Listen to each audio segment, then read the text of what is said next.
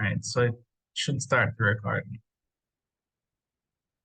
All right, so I'm gonna be letting in people as we go along.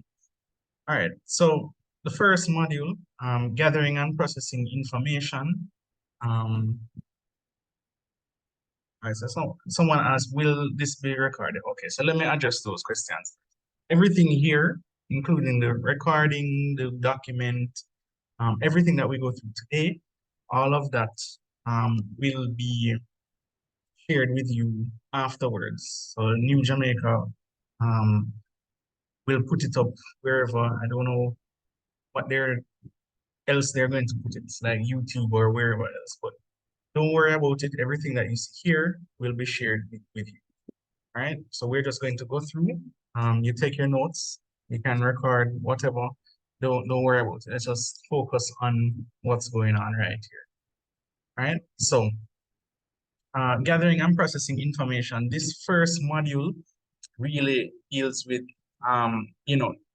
elements of communication, the writer's purpose, the writer's main points, the language techniques that are used, the organizational strategies that are used. All of those are under the purview of Module 1, gathering and processing information. So you're given an extract that you're supposed to read, and it's worth 25 marks. And when we get to the questions, you will see what it is that they're asking, right? But just think about everything that you deal with pertaining to language and communication. So all of how is it organized? What is the type of language used? What literary devices they might have included, things like that. Those are all Module 1, gathering and processing information. So I'm going to read this twice, and then we see what's happening, and I'm going to take answers in the chat. So trade winds kissed me as I stepped off the airplane in St. Thomas. Like playful sprites, they tugged my hair and caressed my skin. Welcome back, they seemed to sing in my ear. I didn't feel at home, though, until my husband and I boarded the ferry to St. John, smallest of the U.S. Virgin Islands. It was our 7th visit, and with each trip, our passion for St. John has deepened. St. John is among the most romantic spots in the world, an idyllic escape from distracted life. There are no mainstream tourist attractions. Casinos or nightclubs bursting with co-eds. No marine parks where tourists swim with stingrays. There are, however, unsullied beaches and forests lined with 20 miles of hiking trails. There are brilliant sunsets, mountaintop vistas, and luxurious villas that allow clothing-optional sunbathing. It's an island getaway even for islanders. St. John eschews the behemoth hotels that crowd St. Thomas. There are 2 major hotels, the Westin Resort at St. John and 5-star Canil Bay Resort. Canil boasts 7 beaches, including the public honeymoon beach. 176 manicured acres, complete with exotic fauna on site, is like golf course without holes.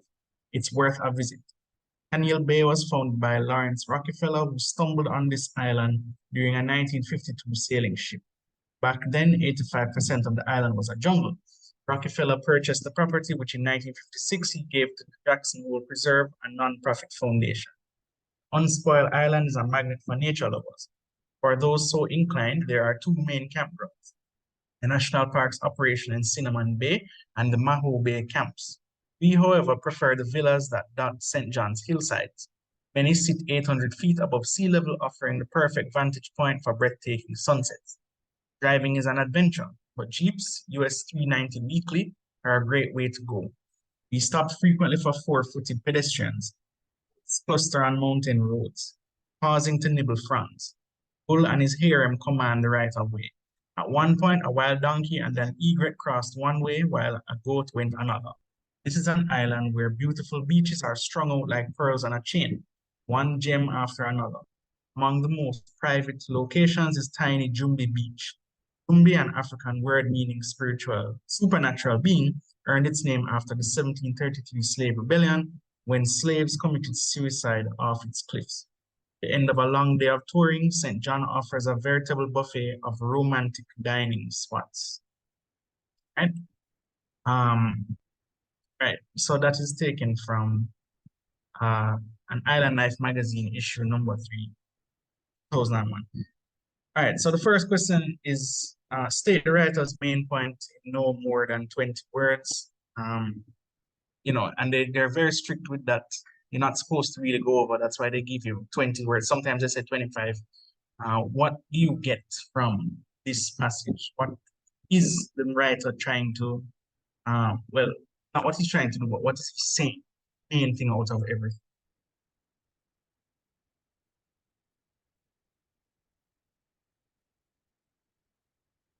Sir, could you scroll up, please? All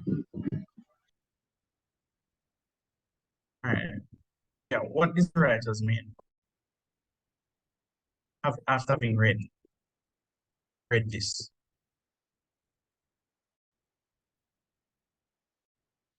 Feel free to type in the chat, or you can.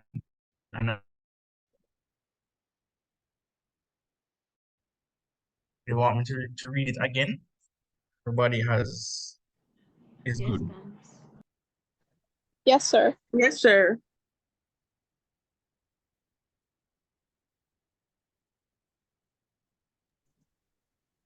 All right, main point, guys.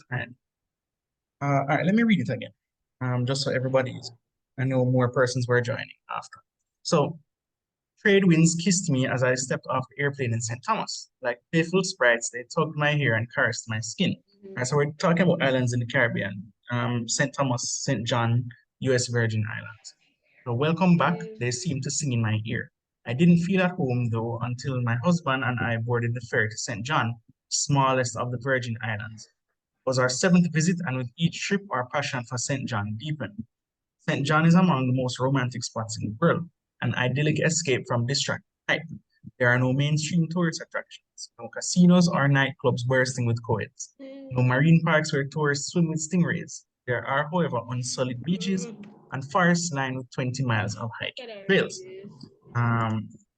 There are brilliant sunsets, mountaintop vistas, and luxurious villas that allow clothing optional sunbathing. It's an island getaway even for islanders. St. John eschews the behemoth hotels that crowd St. Thomas. There are 2 major hotels, Westin Resort St. John and 5-star Canil Bay Resort. Canil boasts 7 beaches, including the public honeymoon beach. 176 manicured acres, complete with exotic fauna on site, is like golf course without holes. It's worth a visit. Canil Bay was founded by Lawrence Rockefeller, who stumbled upon the island during a 1952 sailing ship. Back then, 85% of the island was jungle.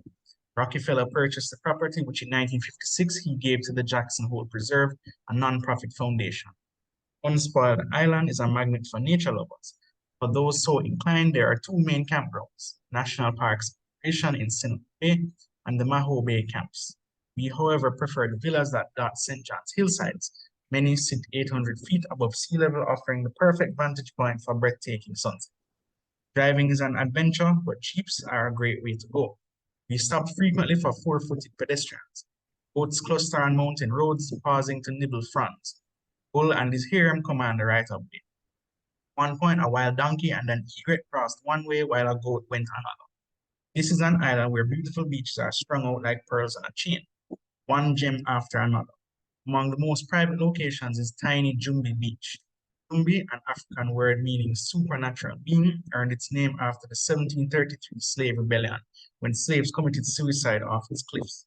At the end of a long day of touring, St. John offers a veritable buffet of romantic dining spots. Right? And the first question, state the writer's main point in no more than 20. I'm accepting answers in the chat, or you can raise your hand. What is the main point? Main point is what he's trying to get across. Don't confuse this for the purpose. Purpose is what he's trying to do. The main point is really, description, noun, adjective, while the purpose is a verb. And is he trying to illustrate? Is he trying to educate? Is he trying to describe? Is he trying to inform, persuade? What is it? But they're asking you for the main point. So what would be the main point? Someone says the main idea is that St. John is an idyllic and beautiful tourist attraction. Describe and inform the readers of the various attractions. Okay, describe, inform. It's US Virgin Islands, not British, but you know, just for accuracy, I don't want you to write something and then it ends up being wrong. And it's really fine. Right? Any more answers, guys? No? All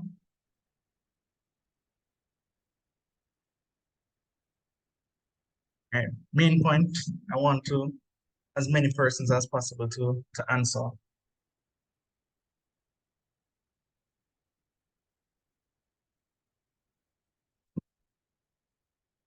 Island of St. John is ideal for vacation, featuring many attractions. It's an idyllic island which provides scenic attractions and an escape from everyday life. Though St. John doesn't have major tourist attractions, a variety of activities can be done.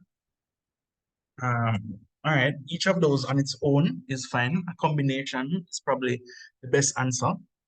Any more before I reveal the answer? All right, well, I agree with everybody. It's really descriptive. It's trying to present the place as a tourist attraction, an ideal tourist attraction. And he's touting the virtues of the place and saying why it's good for people to visit. And it's really descriptive. You know, it's showing nature. It's describing things in a natural manner. Right. So somebody gave me the purpose that if they ask for the purpose, that probably would be it, trying to persuade. But remember, we're dealing with the main point. So what is the main point of the passage? Right? St. John is a perfect spot for tourists to visit because of the diverse tourist attractions which are unique. Yeah, all right. Any variation of those would be okay. This part, I think, is just about 5 marks.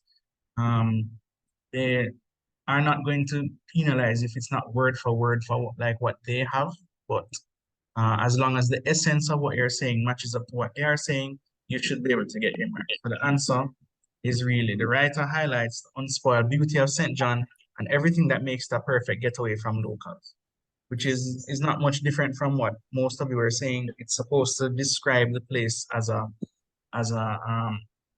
perfect scenery, as a tourist attraction. So everybody who says that should be able to get their marks for that. So now part B says, write an essay identifying the writer's purpose and commenting on the strategies and the language techniques. So every module 1 question is always going to ask this about your purpose, your main point, strategies, and language techniques, right? So the purpose of this discussion, this session, is not to really teach these over again. You would have been learning that for the year that gone by, but we're going to, I want persons to say, what are some of the things that they notice in the passage? And let me scroll back up. Let's think about that. Writer's purpose, somebody already said it. You know, they're trying to persuade, they're trying to make it so that it seems like it's a perfect getaway. But what are some of the strategies and the techniques? Right?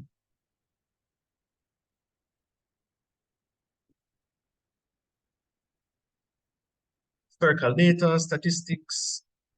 Somebody asked, what is the best approach to one of the essays? All right, let me address that. So feel free to ask questions like those. We want to prepare for an exam, so it's not just about going through the motions mechanically. How do you approach a question like this? Personally, I think you should read it twice, then write down some jottings. Just think about these 4 things. Main purpose, the main point, the purpose, the language strategies, and the organizational techniques, because those are the ones that they will always ask. So if you see a statistic, underline it or mark it. If you see some figures, some history, some descriptive words, some literary devices, just highlight it and identify it. And when you're writing your essay, just put it back in the essay. Like say, according to line 51, whatever it says, this is an example of blah, blah, blah. This short paragraphs, short sentences, what have you, is an example that I should put in the answer, right? Historical data, examples, imagery, language techniques, short paragraphs. Yes, everybody there is correct. Imagery is probably the most important one out of all of them. and you're not expected to define what these are. You're just supposed to identify them and put some examples, identify examples and put it back in the answer. Right? Are there any more that we're missing? You know, it doesn't really use out a dialogue, but it's very descriptive. It's you know, it's almost a narrative, like it's telling a story, it's telling a history of what went on. Writers' purpose highlights St. John's various recreational activities from their personal experience and encourage others to come. Yes, that works. That is something. Someone's advice is to read twice. Once, look for organizational strategies. Next, read language techniques and highlight them. Sensory details, yes, all of those are included in there. So, like I said, just read it twice, identify those things, know what the difference is between organizational strategies and language techniques. Your language techniques are more your literary devices, you know, your imagery, personification, your metaphor, those kinds of things. Your organizational strategies are more dealing with the structure of the paper. So how is it, how are the paragraphs organized, sentences, punctuation, you know, are they short, are they sharp? What is the effect on reading it? If I read it, is it drawing me in? What effect does it have on the reader? That's what your organizational strategy are dealing with. Nobody is understanding or wants me to repeat anything, you know, feel free to say it. And it doesn't need to be limited to this exact, you know, exact paragraph or exact extract. It can be about the exam in general. It can be about this section in general. That's why we're having this session today. It's really just a review. You know, it's not supposed to go too much in depth. You know,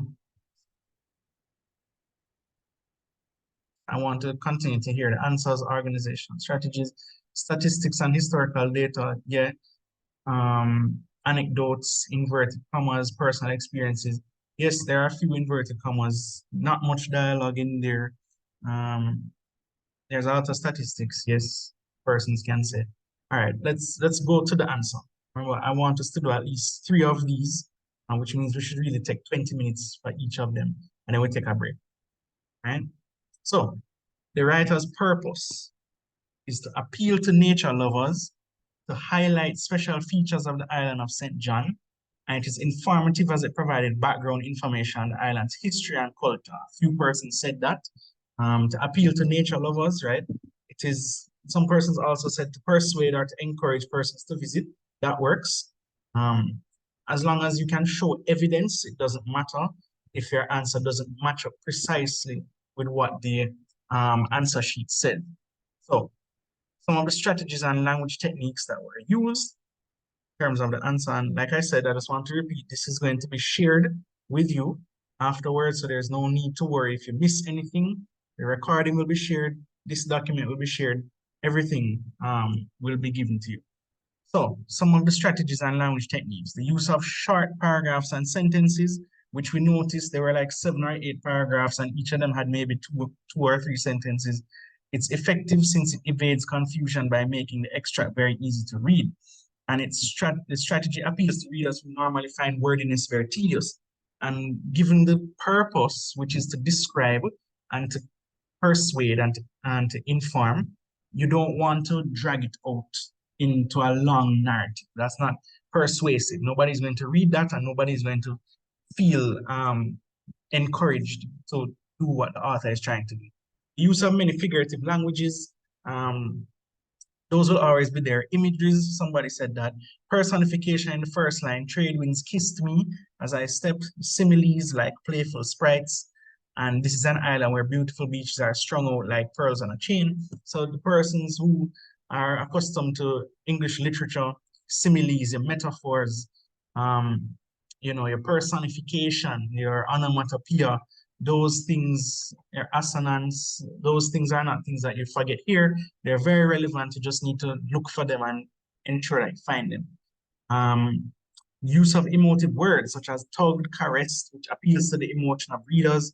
Use of a combination of descriptive and expository writing, as the writer gives a plethora of information about St. John, which includes its cultures, history and geography, but also describes things to us as well as natural beauty. Language is very formal. That means that it can appeal to everyone, which is the overall aim of the writer. So that's something you need to comment on, the type of language, right? The type of register that might be used as well. Formal, casual, what effect does it give while reading? The writer wants both locals and tourists to visit St. John. It's also important the way in which language is executed and makes it simple yet persuasive. The tone, very pleasant, very calm as it encourages the readers to visit the island. Use of punctuation marks, as I had explained earlier, as a strategy. And it is easy to remember that punctuation is used for clarity. So commas, quotation marks, where are they placed? Are the sentences very short and sharp? Hyphens, use of full stops. If you were to read it to yourself or have it read to you, what are the effects that it has? The different pauses, is it for some dramatic effect? Is it so that the reader can understand? What exactly is it intended to do? They're going to provide further explanation, which makes reading clearer and more interesting. All right. Anybody else have any questions? All right. So persons are discussing what some of them might be. Not every passage is going to be like this, as descriptive like this one. So ensure that you know what your strategies and language techniques are. It could be something way more formal than this. It could be something that's not descriptive. It could be something that's more informative or argumentative, and it's trying to persuade you, right? All right, so the next question that I want us to tackle, right? So that question is done. So that in total is worth 25 marks, right? And we're going to move on to the next one. And then the next one, we take a 5-minute. All right, so 2004 past paper. Read the excerpt below, answer the questions that follow. Questions are more or less the same.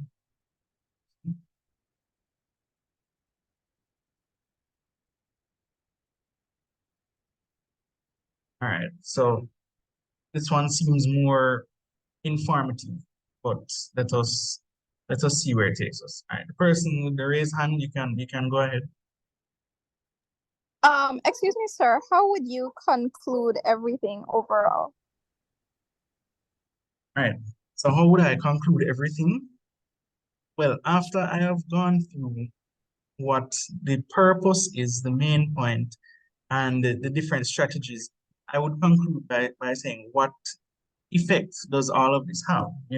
I would just repeat to say the author attempts to do this, and he succeeded by using these strategies and these techniques, or he did not succeed because it did not have the recommended effect.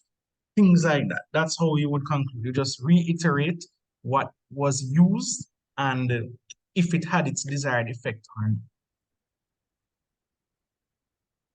Right? Anybody else had their hand up or not? All right.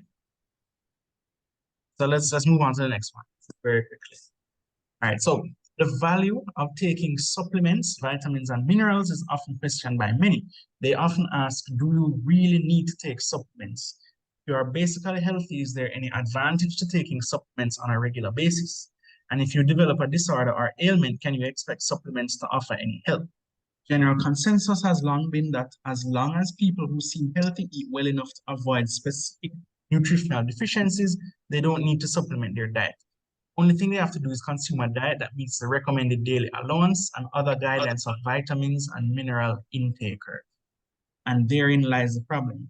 Even if people accept the RDA standards do provide vitamins and mineral intakers that are adequate for good health, the evidence is overwhelming that most people don't even come close to meeting those basic nutritional requirements. Surveys show that only 9% of all people in industrialized countries eat 5 daily servings of fresh fruits and vegetables, the amount recommended for obtaining the minimum level of nutrients believed necessary to prevent illness. For example, average calcium consumption in the United States and Canada is estimated to be around 60% of the current suggested level of 1,000 milligrams for young adults and far below the 1,200 milligrams recommended for men and women ages 50 to 70. According to a review of national data by experts at the University of California, Berkeley, people often make food choices that are nutritionally poor. For example, they are more likely to select French fries than broccoli as a vegetable serving, and will generally select a soft drink rather than water, fruit juice, or a glass of skim milk as a beverage. Not only may these and other foods contribute too much fat and sugar to your diet, but they can also result in less than optimal intakes of vitamins, amino acid, chelated minerals, and disease-fighting phytonutrients. Many diets, these experts pointed out, contain half the recommended amounts of magnesium and folic acid.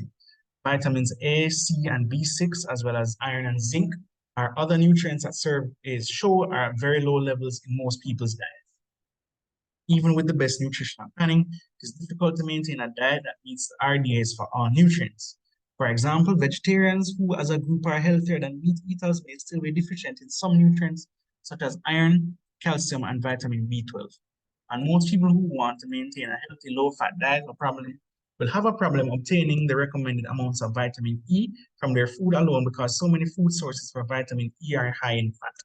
Another complication is that a balanced diet may not contain the more specialized substances such as fish oils, soy isoflavones, enzymes, or alpha lipoic acid that researchers think may promote health. For generally healthy people who cannot always eat a well-balanced diet every day, a supplement can fill in these nutritional gaps and or boost the nutrients they consume from adequate to optimum. But this passage is a little bit long. We'll just read it once and then we'll answer the question. Nutritional scientists now believe that exposure to environmental pollutants such as car emissions and industrial chemicals and wastes can cause damage in many ways inside the body at the cellular level, destroying tissues and depleting the body of vital. Many supplements, particularly those that act as antioxidants, can help control the cell and tissue damage that follows toxic exposure. Recent evidence also indicates that certain medications, excess alcohol, smoking, and stress may interfere with the absorption of certain key nutrients. Even an excellent diet would be unable to make up for such a shortfall. In conclusion, specific nutritional program of vitamins and other minerals and other supplements take into account these and other environmental and lifestyle factors which affect nutrient levels in the body. Therefore, their use affords you an excellent opportunity to enhance your diet and by extension your life. Right? So we can see after reading this one that it's basically more informative, it's more statistical, it's more technical. So state the writer's main purpose in no more than 30 words. Remember our strategy, we said we'd read it twice, but because of its length, we're just going to read it once. But we think about some of the key things. What are the main point and the main purpose? Right? So the main purpose is a verb. What is the author trying to do? And tell me that in no more than 30 words. I'm taking responses in the chat, as well as if anybody wants to raise their hand, I will accommodate you. So main purpose, right? And we know what the second question is going to be, so we can start to think about some of the language techniques and the organizational strategies that are in there. So main purpose, guys, what are they? Someone said expert opinion, statistical data. Yeah, those are some of the elements that are included in the techniques and strategies. But what is the author trying to do? What's his main purpose in this one? Right? And even it helps to also look at who authors it, right? It's in a journal, right, that's published by Nation Publishing Co. Limited. So, it's very scientific. It has a few jargons in there, nothing so hard to understand, but you can see the general gist of it, right?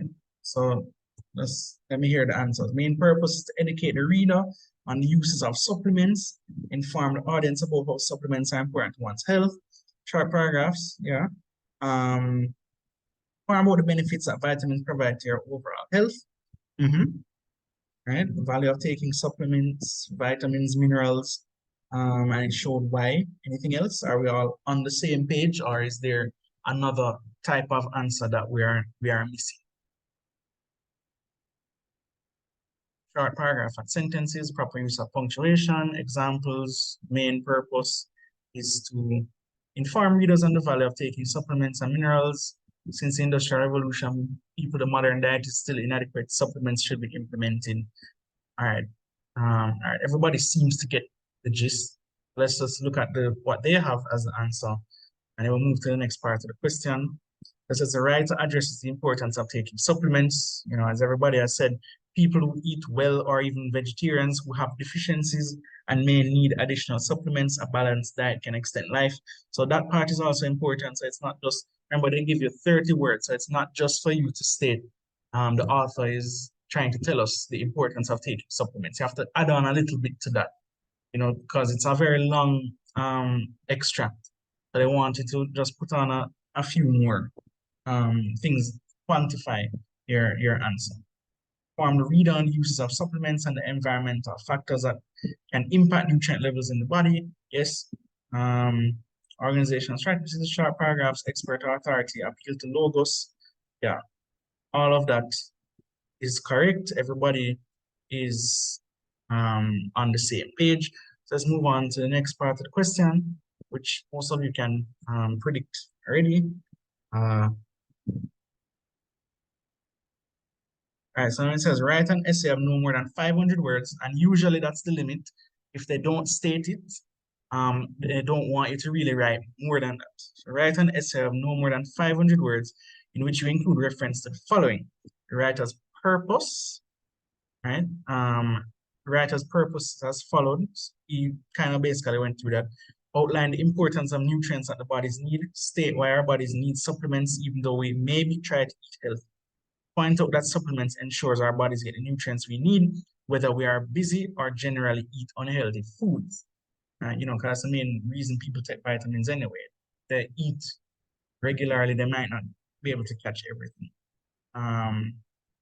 Statistics, examples, short paragraphs. Yeah. So remember that part, 500 words is very important. If you go past that, they're not going to mark it. They're going to stop reading it and just mark and grade what is there. 500 words. Writer's purpose, you have your introduction, your first paragraph. Next 3 paragraphs can speak about your techniques and your strategies. And then your concluding paragraph. So each paragraph, let's say, is about 100 words. That is just my suggested outline for what your essay should be. 500 words, first paragraph, intro. Next paragraph, next 3 paragraphs, you discuss the language techniques and the organizational strategies. They don't give you a specific number. I'm just answering this because in previous sessions, persons might have asked.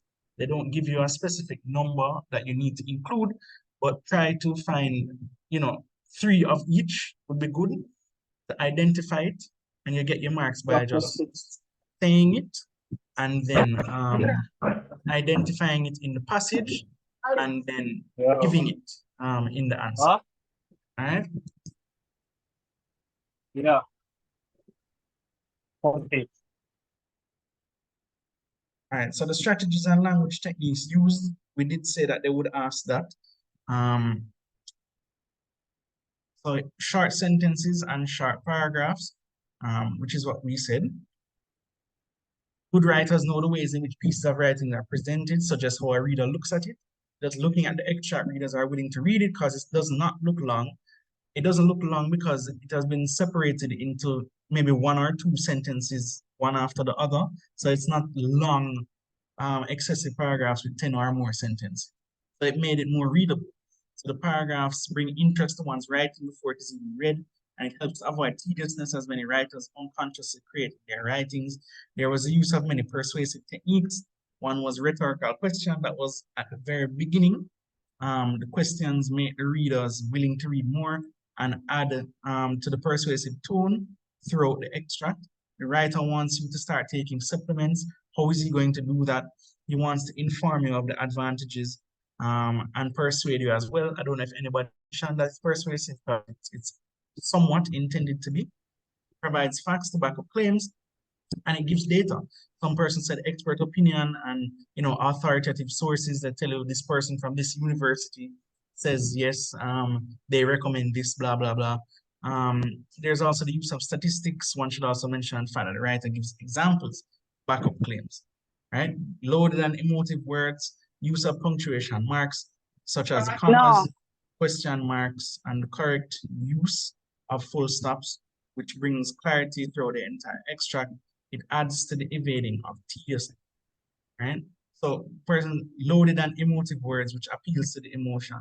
Persons might be asking, what are some of the examples of those? Um, you know, so if we can look at it more, let's go back to the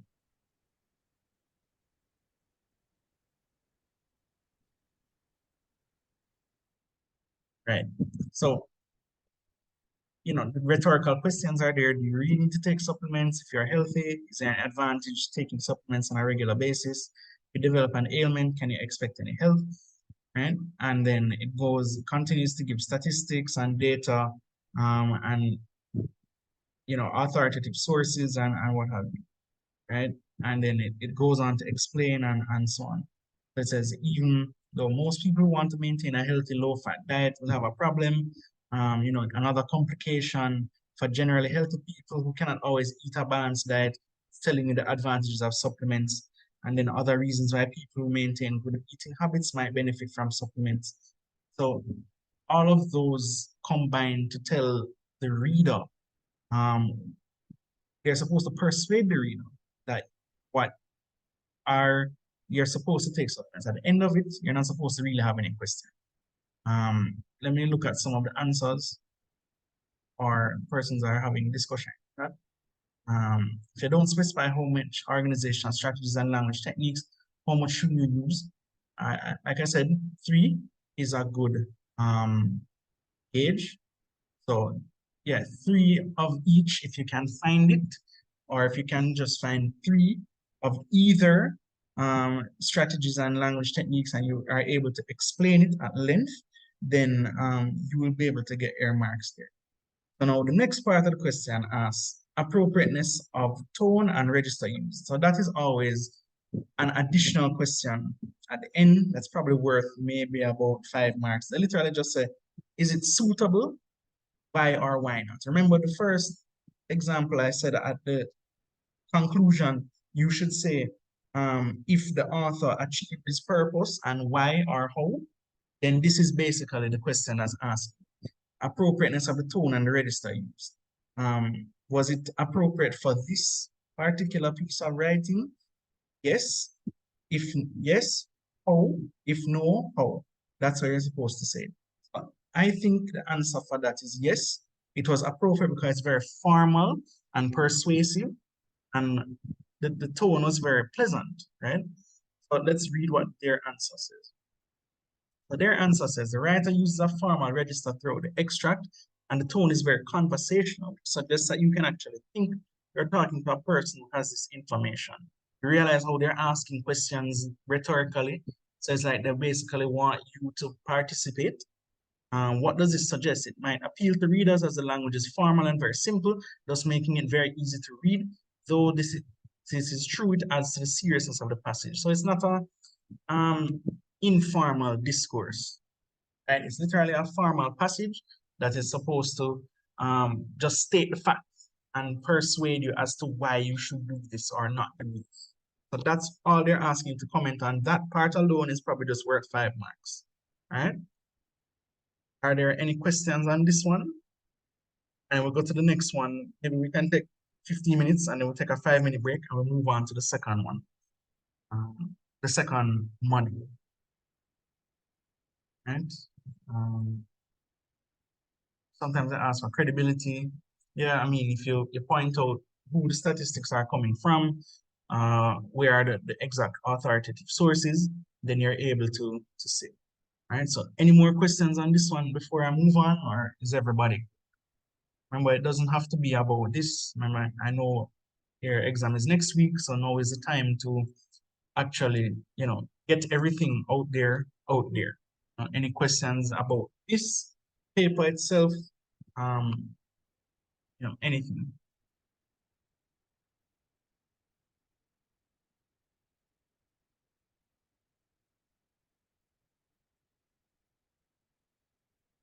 will just be sent in the group.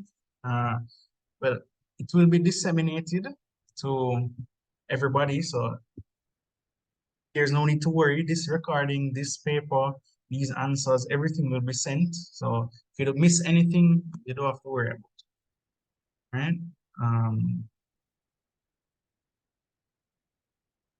All right. So, but let me speak a little bit more about the exam. It's nothing for any of you to worry about. They really do want you to pass, right? Com studies is not typically one of those papers that people in sixth form generally fail. They just want to ensure that you are understanding what you're doing and you're able to express it, because those are your main things. It's coming from English language CSEC days. You know, you have to understand what's taking place and just express it. Module 1 is for most persons is maybe not the easiest. The other two are easier, but that doesn't mean that this one is hard. It just means that the other two, you have more flexibility, have more freedom. You know, because the other one deals with patois and dialect and what have you. And then the last one deals with basically elements of communication that you learn, the first thing that you learn in communication study. So as long as you understand everything that's going on, and most of it is intuitive, you know, you don't really have to read any book to understand that this is what you're supposed to say. And the more you practice questions like this, like what we're doing now, you guys will be okay. All right. Someone asks, is the main point a part of the 500 word count? All right. So let me put it this way. They're either going to split it up into 3 parts like this. They've split it up, or they're going to just combine it in one. If they combine it in one, then everything is included. Main point, all of that is included in the 500 words. In this, where they don't give you any word limits, they don't want you to write excessively over, but it's still worth 25 marks. So this bottom piece is worth 5 marks. The top piece is probably worth another 5 marks, and the middle is probably worth 15 marks. But that is how the distribution of marks is. Not, don't worry about it. Just make sure that the answer comes on paper. If you even run out of time and you need to write points, just make sure you do that. Just make sure it's out there. All right. Somebody else asks, how will those who randomly got the link get the recording? I'm not able to answer that right now. The persons at New Jamaica Foundation who put this on will probably better be able to advise you through whatever communication you guys have. All right, but before the end of the session, I will make sure to give you an answer. All right, so let's move on to the next one. Again, in the extract below, answer the questions that follow. Same treatment, right? And then we take a 5-minute break. Everybody ready? We're done with that question, or everybody is having your discussion? So let's read. So from Cuba to Guyana, Trinidad to Antigua, the Caribbean exhales rum culture.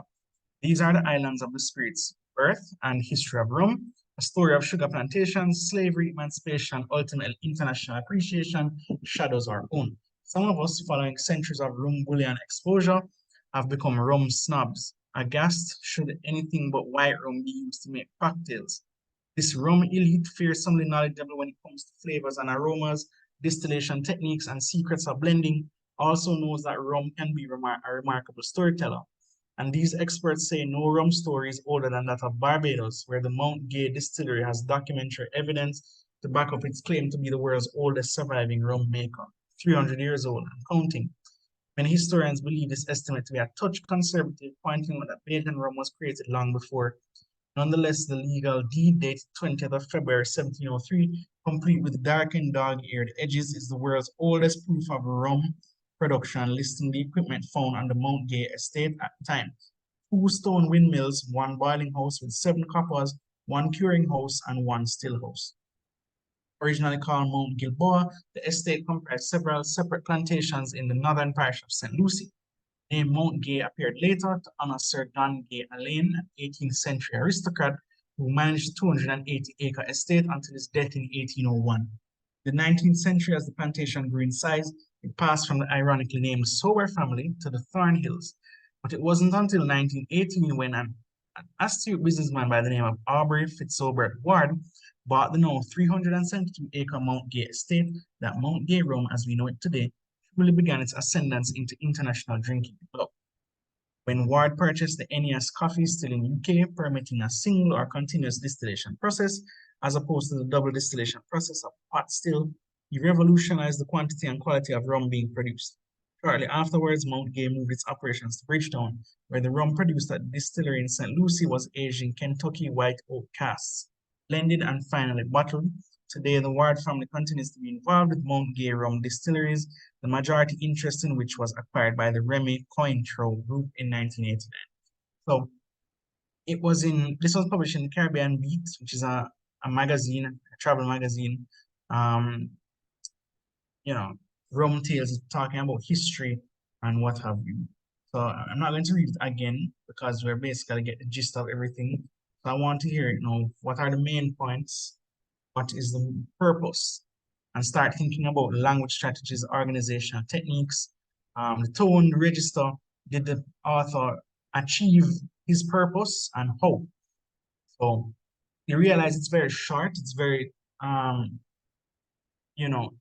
the details are very detailed, right? It's historical. The language that is used is very precise.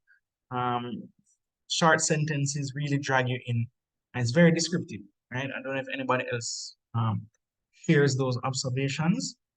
Some persons don't want a historical paragraph like this one, but I assure you it's really not as bad as you might think it is.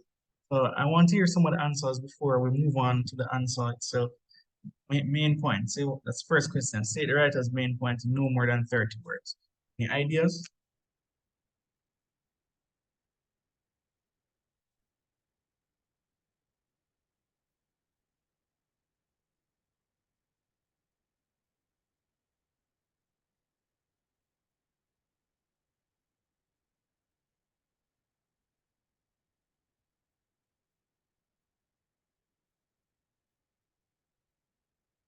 All right, let's read it over.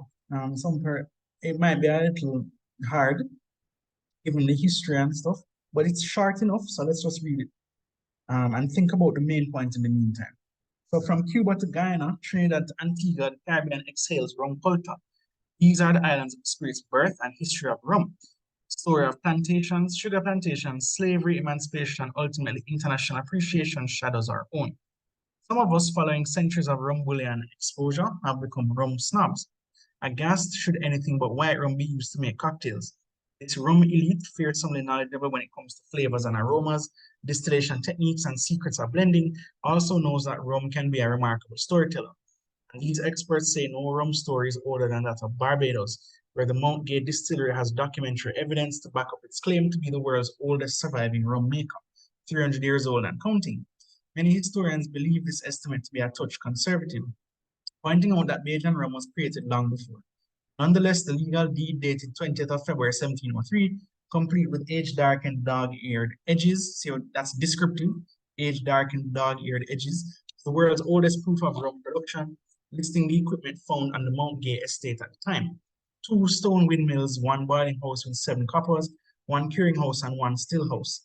Originally called Mount Gilboa, the estate comprised several separate plantations in the northern parish of St. Lucie. The name Mount Gay appeared later to honor Sir John Gay Alleyne, an 18th century aristocrat who managed the 208-acre estate until his death in 1801. In the 19th century, as the plantation grew in size, it passed from the ironically named Sober family to the Thornhills, but it wasn't until 1918 when an astute businessman by the name of Aubrey Fitzobert Ward bought the now 372-acre Mount Gay estate that Mount Gay rum, as we know it today, truly began its ascendance into international drinking love. When Ward purchased an NES coffee still in the UK, permitting a singular continuous distillation process, as opposed to the double distillation process of pot still, he revolutionized the quantity and quality of rum being produced. Shortly afterwards, Mount Gay moved its operations to Bridgetown, where the rum produced at the distillery in St. Lucie was aged in Kentucky white oak casks, blended and finally bottled. Today, the Ward family continues to be involved with Mount Gay rum distilleries, majority interest in which was acquired by the Remy Cointreau Group, 1989. Right? Any thoughts, guys? Main point, main purpose. Main point that history of rum is vast and extensive with roots going back to the early 1700s. Yeah, I like that answer. That's good. Main point that Barbados has the longest history in rum distilling. The writer's main point is to share the historical context about rum and how it was made its way around the Caribbean. All right. So reading it over did a word up. Inform the audience about Mount Gay rum historical development. Yeah, all those are satisfactory answers. Somebody asked, can the meeting participant, can it be extended? I'm not sure. I don't know if New Jamaica had more than just the 100. I realize not many more people can join. I will have to find that out. I don't know what Zoom they had used, why it's just limited to 100. But everybody seems to be getting, you know, writer's main purpose to inform us on the vast history of Rome and the journey it has gone through to become the Rome we know today. All right, everybody basically gets it. Writer intends for readers to understand the origins of rum in the Caribbean, highlighting also important names in rum production history who have brought international recognition to the region's rum. Yes, so that is perfectly fine. All right, everybody has gotten that basically. So now the next part of the question says, write an essay of no more than 500 words in which you establish the writer's purpose and comment on the strategies and language techniques used. In addition, briefly evaluate the reliability of information presented in the extract. Easy. I mean, it's published in a Caribbean journal, and the history of it is coming from an authoritative source, but it is fairly reliable. The strategies and techniques used are mostly statistical, very descriptive, provides a lot of imagery, but we'll soon see what their answer says. I'm more interested in what you guys are saying. What is the purpose? Some persons already kind of said that to really get readers to understand what the origins are of rum production. It's mostly descriptive and it's mostly informative in that respect. All right. Or rum production plays a significant role in Caribbean culture. Yes, that's fine. But let's go back through. So yes, historical. We see the imagery that's there. Are there any literary devices? We see a lot of sentences are very short, so it makes the readability easy. The thing about module 1 is that the answers often repeat themselves because all the passages are very similar. So any answer for the previous ones can easily be applicable to the answer here. So you don't have to worry, right? About as long as you practice. So the writer's purpose, give the origins of rum production in Caribbean. Most of you said that already.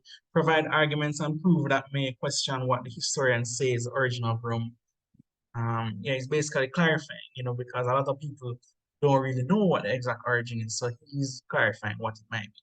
Historical information, chronological order, contrast, metaphor, personification, punctuation. Anybody can point out examples of personification. It helps when you're actually writing the essay.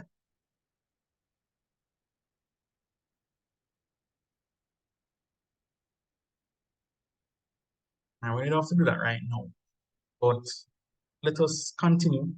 Almost going over time for the first one, but the other two modules are shorter, so it doesn't matter. The strategies and language techniques, here they are, and the reliability of the extract. All of that in total is 25 marks. So see short sentences and short paragraphs. Again, that's usually a very common answer. Less tedious, makes appearance, doesn't bore them to death. The writer plays on the phrase rum bullion, which suggests rebellion, as the extract mentions how rum snobs argue about the type of rum being used to make cocktails. Authoritative sources, which many persons said legal deeds, the information in the extract was backed up by something. Correct usage of words, it's expository, it's descriptive, they're very precise. I mentioned that earlier. They evoke enjoyment and interest. The tone is very sincere and conversational. Writer is committed to his ideas and appeals to the reader. There was a correct use of punctuations which were used appropriately. capitals were used correctly. There was use of commas and expressive dashes, which creates clarity. And the writer uses a formal register, which means that it appeals to everyone and it's very appropriate to the idea. So remember that you have to comment on the tone and the register. So what are the things you have to comment on? Main purpose and main point, your language strategies, your organizational techniques, and the tone and the register, as well as the reliability of the extract or the appropriateness of what he has used so that you are able to gauge whether or not he has achieved what he set out to achieve. So rum bullion, in this case, someone asked, it's a pun on the word rebellion, right? All right. Rum is a storyteller, personification. Yeah, first sentence exhales rum culture. So everybody has identified what personification is, right? And then the last part, reliability of the extract. Information in the extract seems to be very correct. Thus brings us to its reliability. It goes a long way to explain to the readers the origins of rum in the Caribbean, and it traces the years for us to understand this. Historical details such as where the rum was originated, to the names of people who have started and maintained distillation of rum is mentioned. The writer quotes from the legal deeds to back up his claim, and this suggests an overall idea we can trust the information presented to us. Right? And that's it. That's basically it. Um, like I said, the answers are usually all very the same. They're not going to give you something that is unreliable or that you cannot explain how it is reliable, right? So we have finished this first module, and we're going to take a 5-minute break and come back at 1:15 and start the next module. All right. So don't go too far. I'm just going to put in the chat that we are going to take a break and we'll resume at 1:15. All right.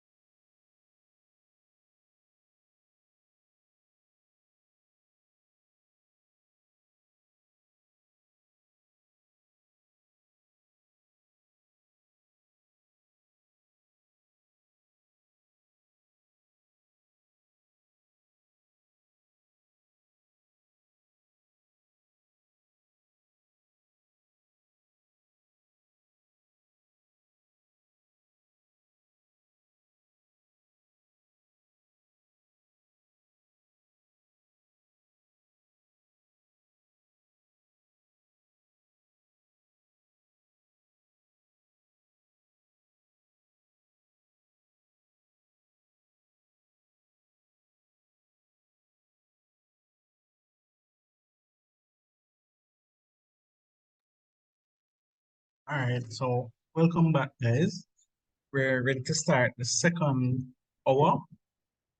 We're going to move into module 2, which is language and community. So this one deals with all dialectal variations, the differences between patois and standard English, and also the things that impact upon language, like geography, culture, history, location, education level, things like that. So that's just to prime you guys to get you to get in frame of mind to think about answers for this module.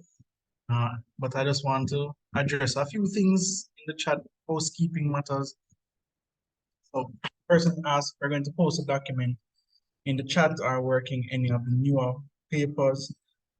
Don't have time to get to the newer papers. We just have these examples as well as answers. And getting to the answers is more important for the time being. So, because they're really not changing year over year, right? Once you have, you work even one, then you'll be okay for all of them.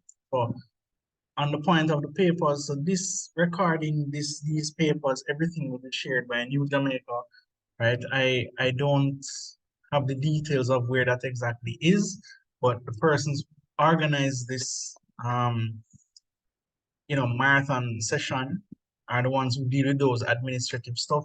I just come to tutor and carry you through the paper. But there's no need to worry. Everything here will be shared in some forum or another. All right. So let's just want to go through another 3 examples over the next hour. And in the final hour, we will just go through 2 or 3 in the last module. All right.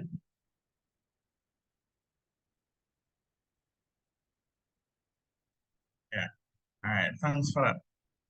The older papers um, will, yeah, they tell you some stuff that you may not get from the newer ones. But like I said, it doesn't really matter. The questions don't really change. The only thing that has changed in a meaningful way are probably like um the other paper that you would have to do. When we get there, we'll deal with that. We'll get more recent. All right, so the following poem is written by Evan Jones, Jamaican poet who lived in England. In this poem, the speaker is grieving over the fact that he has to be away from his homeland. Right? So the Lament of the Banana Man.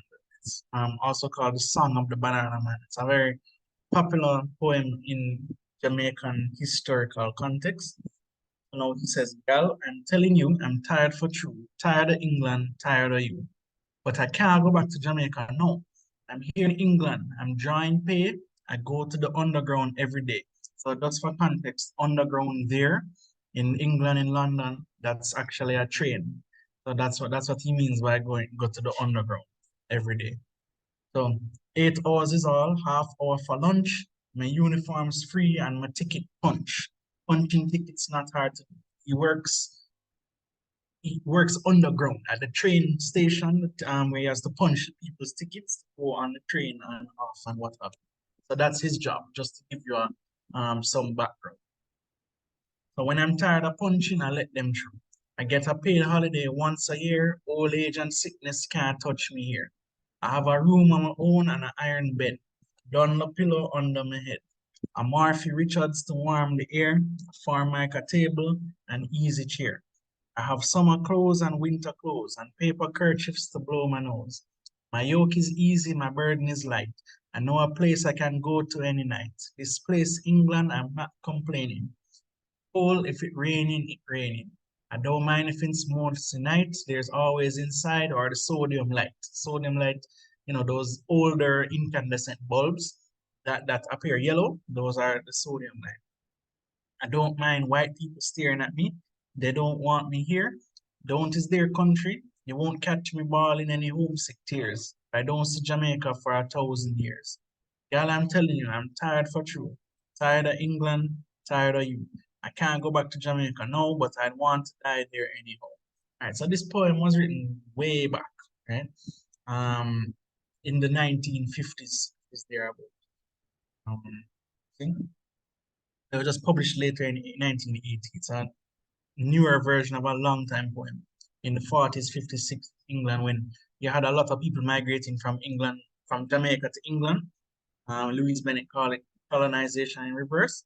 So this is basically, man is saying, well, you're supposed to tell me, but I'm going to say it anyway.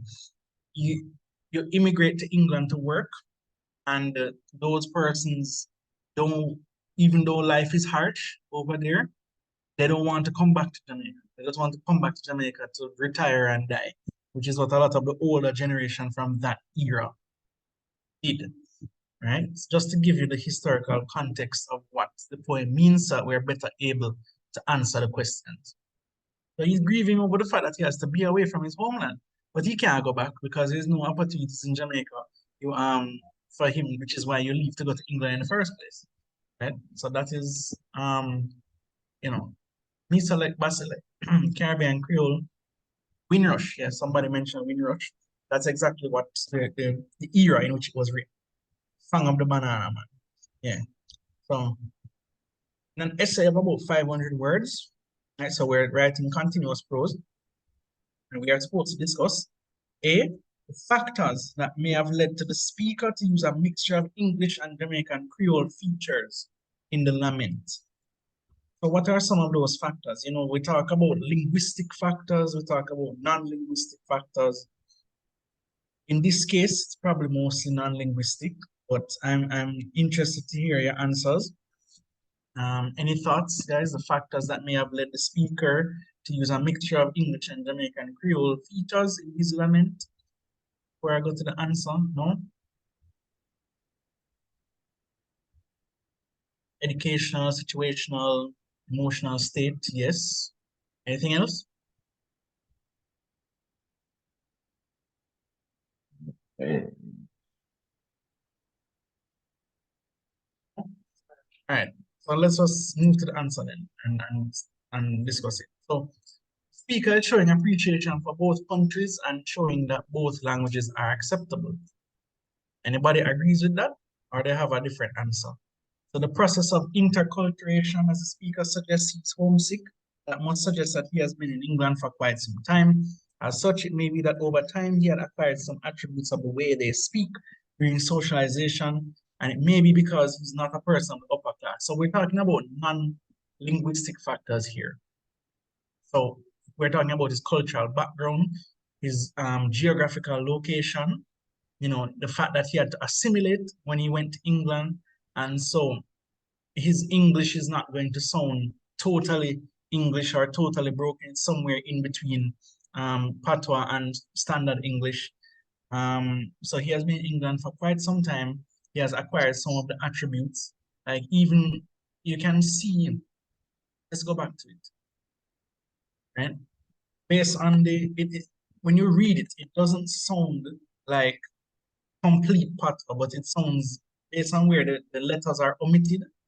You know, it says he has a room on my own, iron bed. And you know, when you go to England, when you go to London, and you go to some Jamaican parts of London, you hear persons with that particular accent. You know, I say, oh, I have a room on my own. Tired of England, tired of you. Girl, I'm telling you, if it's cold, if it's raining, I'm not complaining. You know, it has that British. I don't know if any of you watch those British series that are on Netflix, and you hear some of them like Top Boy and whatever. You hear them with their accent, supposed to come out in the way that this is written, right? It's the same way, right? So England has caused him to include more English, uses point to get across, uses standard English in some parts. So it's me select combination of standard English and Caribbean Creole. So everybody gets it. Everybody gets it. You know, and those days it's not like he went to school or anything, but you know, it said he's not a person of the upper class. He doesn't have to be speaky spokey, but he speaks the way in which other people understand. So now B, the next part says what the poet achieved by using a mixture of two languages in this context. And let's just go through the answer. So the poet makes the poem very creative by using the native tongue, which shows that the persona ironically misses his home, right? It shows how comfortable he is with the aspects of his island culture, It makes the poem interesting as Creole is sometimes seen as comical. Anybody agree with that? Or anybody have any other answers? Why would the person use a mixture of both languages, right? What would cause them to use a mixture of both of them? Just think about that. What is the effect doing that?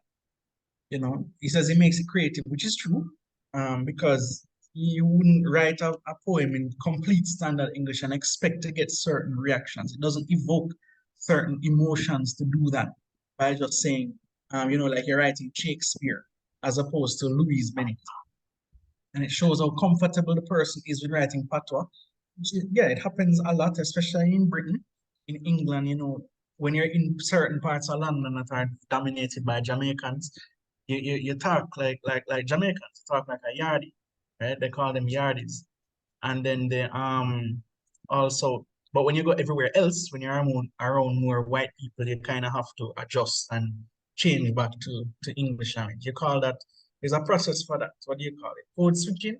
Everybody knows what that is, right? Highlights his love for his homeland and his language, doesn't want to lose that part of his culture, so he includes patois in his dialect. Because he's in both cultures, he's related to his past and present. Someone asked, could the attitude to language be a factor?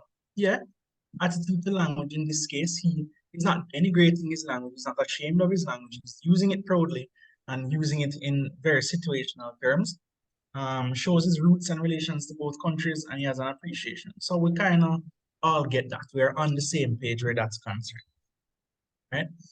Now the next part, question asks, the implications for the wider acceptability of the Jamaican Creole arising from the poet's sub-language. Anybody has any thoughts on that? What are the implications for the wider acceptability of Jamaican Creole arising from the poet's sub-language?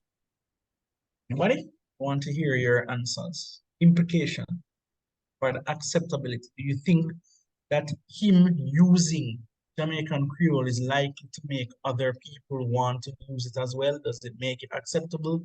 What do you think? Anybody, guys?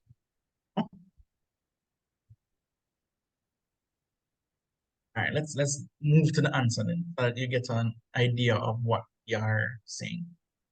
So for the most part, many people don't see Creole as a language, and this is seen in the way that they look down on people that use it on a daily basis. The way in which the poet uses Creole implies that he's a user of this language and sees it as a means of communication with its own syntax, lexicon, and morphology, which suggests that Creole itself is a language. Some words, the last letter is deleted, but it can still be understood, like telling and England. So remember, we said that he appreciates his language, so it is more likely to give legitimacy to its use of language. It's the same thing Miss Lou did in 1940s, 50s, and 60s. Before Miss Lou, people never really thought about patois as acceptable in the mainstream or widespread, right? People just say, oh, it's just something that people use on the stage or in comic relief and things like that, right? It's just supposed to be used as a performative language. But now we have these discussions that say that patois, that Creole, is an acceptable language in itself, in its own right. And that persons now today are more willing and more likely to use patois as their main language, right, of communication, right? So that is what it's saying basically. By him using it and using it more often, it gives legitimacy to that language as a means of communication, right? It's not something that is underground or not in the mainstream anymore. Right? Did everybody get that or have any questions around what that is saying? Appreciate it because in a white country, it's usage that it is a language and to connect with his audience. Yeah, everybody gets that. Any questions? No? Move on to the next part of the question. 4 parts. Questions are very similar in language and community, and this last one that asks you about how a video presentation of the poem would enhance its meaning is asked basically almost every question like this, right? Just because, and you can see why, because it is a question that is really intended to get you to think about how you would visualize this thing. Remember what I said about patter being used as a language for comic relief and theater and drama and performances? That's what they want you to basically say. If you were to show it, man, it says a video presentation before, right? Remember, go back to the setting. The man said him punch tickets for the train for people for a living every day. So just imagine you have the man acting out him at a train station, working, punching in tickets and in him uniform and him go home. So the thing it's about the sodium light, we talk about the raining, talk about English weather. So start thinking about all of those things. Look at this description. It says he has his own room, his iron bed, there's pillow, he has the heater to warm the air, a table, a chair, and winter clothes, paper curtains, all of that, right? And then he can switch to Jamaica and say, I want to go back to Jamaica and retire and die there. So all of those you can put in a video. So what are some of the things you would include in that video, right? Because this question is always asked. You don't have to even ask. It will come, right? They talk about things like props. You talk about things like your setting. You talk about things now like your script, your characters, your dress, all of those things. Just imagine a play or a movie or something and just put that on paper and that's how you get your answer. And so let's read it then and see.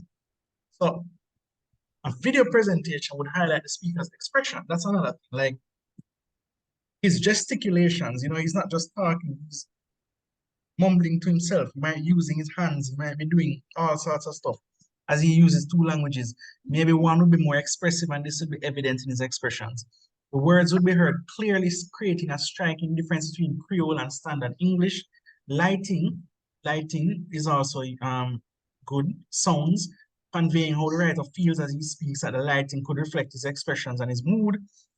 His costume would also give an idea of who he is, and it would probably highlight the way he speaks, the way he does. All of those elements, just think about that and put it on paper. And I can tell you from now that the answer is almost always the same. It's going to ask you about his gesticulations, his dress, the lighting, the props, set, the location, the language, all of those things are going to you must comment on how it would enhance the meaning of the poem. If you're trying to translate what is there on words, in words to something as a visual, right? The use of images will help to draw on emotions. Could be wearing a Jamaican armband, yeah? Communicative behaviors, when it's visualized, emotions will be brought up more effectively. To move the audience, it will get them to connect with him more when the Creole words are pronounced. Yeah, all of that is right. All of those are correct. All right, so you guys are getting this, and that is your 25 marks right there. All right. All right. So let me move on to the next one, which is like a different. So same treatment, same everything. Remember this part of the paper, it doesn't change that. Right? Like I said, I'm trying to make it to show you why it is much easier than you think it might. All right. So let's go. So read the excerpt below, answer the questions that follow. Person starts out, that's why this country will never get ahead. Never get ahead, she said, walking around her beauty parlor like a bee just sting her. She fold up towels, hang up robes, straighten things that don't need straightening. I wish Pinky would cool down though. People here have no discipline, she's saying. The whole time I was in England, there wasn't one power cut. Right? And that's big, prosperous country. Oh, look at this island that can't hold its head above water, and every minute somebody is on strike. I started to tell her that I hear about a whole heap of strikes in England, but I changed my mind. I don't feel like arguing. I just want her to wash my hair and braid it. You don't need electricity for that. But she keep on walking up and down.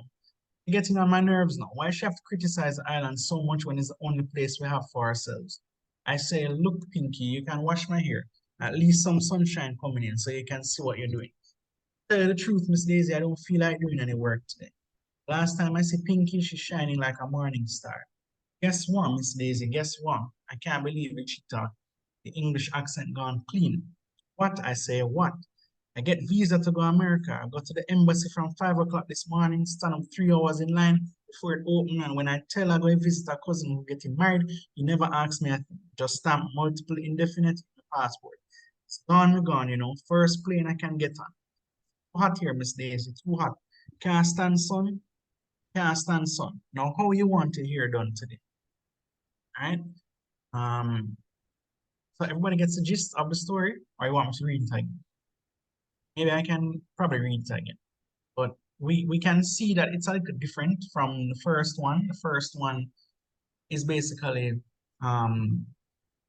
extolling the virtues of patois as a language. This one now is kind of denigrating it a little bit. You talk down to patois and you say it is not good. The people who speak it are not good. The country that you come from is not good. But England, foreign, the US is better. Right? So starts out saying that's why this country will never get ahead, never get ahead, she said, walking around her beauty parlor like a bee just stinger. Hold up towels, hang up robes, straighten things that don't need straightening. I wish Pinky would cool down though. People here have no discipline, she's saying. The whole time I was in England, there wasn't one power cut, and that's big, prosperous country. Now look at this little island that can't hold its head above water, and every minute somebody is on strike. I started to tell her that I hear about a whole heap of strikes in England. I changed my mind. Don't feel like arguing. I just wanted to wash my hair and braid it. You don't need electricity for that. Keep on walking up and down. She's getting on my nerves now. Why she have to criticize the island so much when it's the only place we have for ourselves? I say, look, Pinky, you can wash my hair. At least some sunshine coming in so you can see what you're doing. Tell you the truth, Miss Daisy, I don't feel like doing any work today. The last time I see Pinky, she's shining like a morning star. Guess what, Miss Daisy? Guess what? Can't believe it, she talking. The English accent gone. What? I say, what? I get visa to go to America. I go to the embassy from 5 o'clock this morning, stand up 3 hours in line before it open. When I tell her I'm going to visit a cousin who getting married, never ask me a thing. Just stamp multiple indefinite in my passport. Gone, me gone, you know. First plane I can get on. Too hot here, Miss Daisy, too hot. Can't stand sun. Know how you want your hair done today. All right, so that is adapted from a story written way back, more than 30 years ago. But you can see some of the similarities. You know, there's a lot of historical relationship between Jamaica and England and foreign, you know, you think migrating to foreign is much better and whatnot. But anyway, in an essay of no more than 500 words, discuss the use of language in the excerpt concentrating on the following: the relation between the writer's use of language and the context of the narrative. Any thoughts, guys? Writer's use of language and the context of the narrative. What is happening here? You know, she gone to the hairdresser and she complaining about, now the hairdresser is complaining about Jamaica, right? You know, you assume it's Jamaica. The hairdresser is complaining. She's saying the country not good, beer strikes, water lock off, light lock off. Yeah, we all know the realities. We all experience it here in Jamaica. And we say migrating is better. You go to embassy, you go up to US embassy on Old Oak Road, and it's a long line every day. She get through, and I know she said she will. So the writer's use of language and the context. You know, what is it like? Realize that she started to speak properly from when she telling us that she get her visa, right? But before that, she's cussing and complaining and in patois and then to switch afterwards. Anybody realizes this happened? Yeah, I believe it. She talking in English accent. Clean, you know. She was happy to speak in patois when, but then, you know, when she was more serious, started to speak in English language. Anybody have it? Hears those thoughts or see anything different? No? Yeah, the document will be sent to everyone. All right, so don't worry about it. Anything, guys? Context of the narrative and the use of language. What is the link for them? Let's go to the answer then. Writer's language carries both a communicative and a reflective purpose. Context behind the language suggests a situation, the way in which people view such languages and their implications on communication. Context suggests a mixture of pride, as in Miss Daisy, and resentment, as in Miss Pinky. Yeah, because Miss Daisy is saying, why you cuss off the country for? You know, it's not like England do better. They have strikes up there too. Just said, just, you know, um, writer use of language acts as a contrast to the opinions of each character.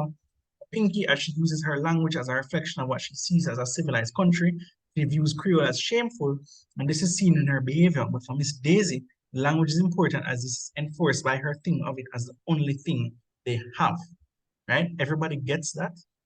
You see the dichotomy between the two of them, right? The hairdresser have nothing good to say about Patois or Jamaica, and the person who's doing her hair, she basically say, why you have to, you know, talk down about the languages. Basically, it's ours. You know, we own it, and it's one of the few things that we have, right? So that is what the writer is trying to get out there. He's trying to show the difference in treatment between the two of them, right? The use of the language is to criticize Jamaica in the context of comparing it to the mother colony, and attitude to language. Yeah, the attitude to language is shameful. When you talk about Creole and Patois, but it evokes a sense of pride and respect and dignity when you're talking about English language. So those are the things we struggle with every single day. You know, persons based on your geographical location, they say you can't speak good and so you're backward or you're uneducated and you have nothing good to say about language. As opposed to if you come from certain places in Jamaica or from foreign and you speak well, persons will say, oh, you are more respectable, you are more deserving of respect as opposed to this person. Maybe comes from country or the inner city. They say, you know, you can only speak patois, it means you are no good. And so that is what basically this language, this context, this narrative is saying, right? So all of this is one essay. It's basically one essay with 4 parts. First part, relation between the writer's use of language and the context of the narrative. The next part, the appropriateness of the narrator's language. So before I reveal the answer, anybody wants to comment on the appropriateness of language? By appropriateness, we mean, is it fitting for the setting? What is it saying? Is it, you know, is it something that we should use? The setting right for the language and the way you switch between the different uses of language. Yeah, respectability politics, yeah, that I just described. So, any thoughts, guys? Appropriateness of the narrator's language.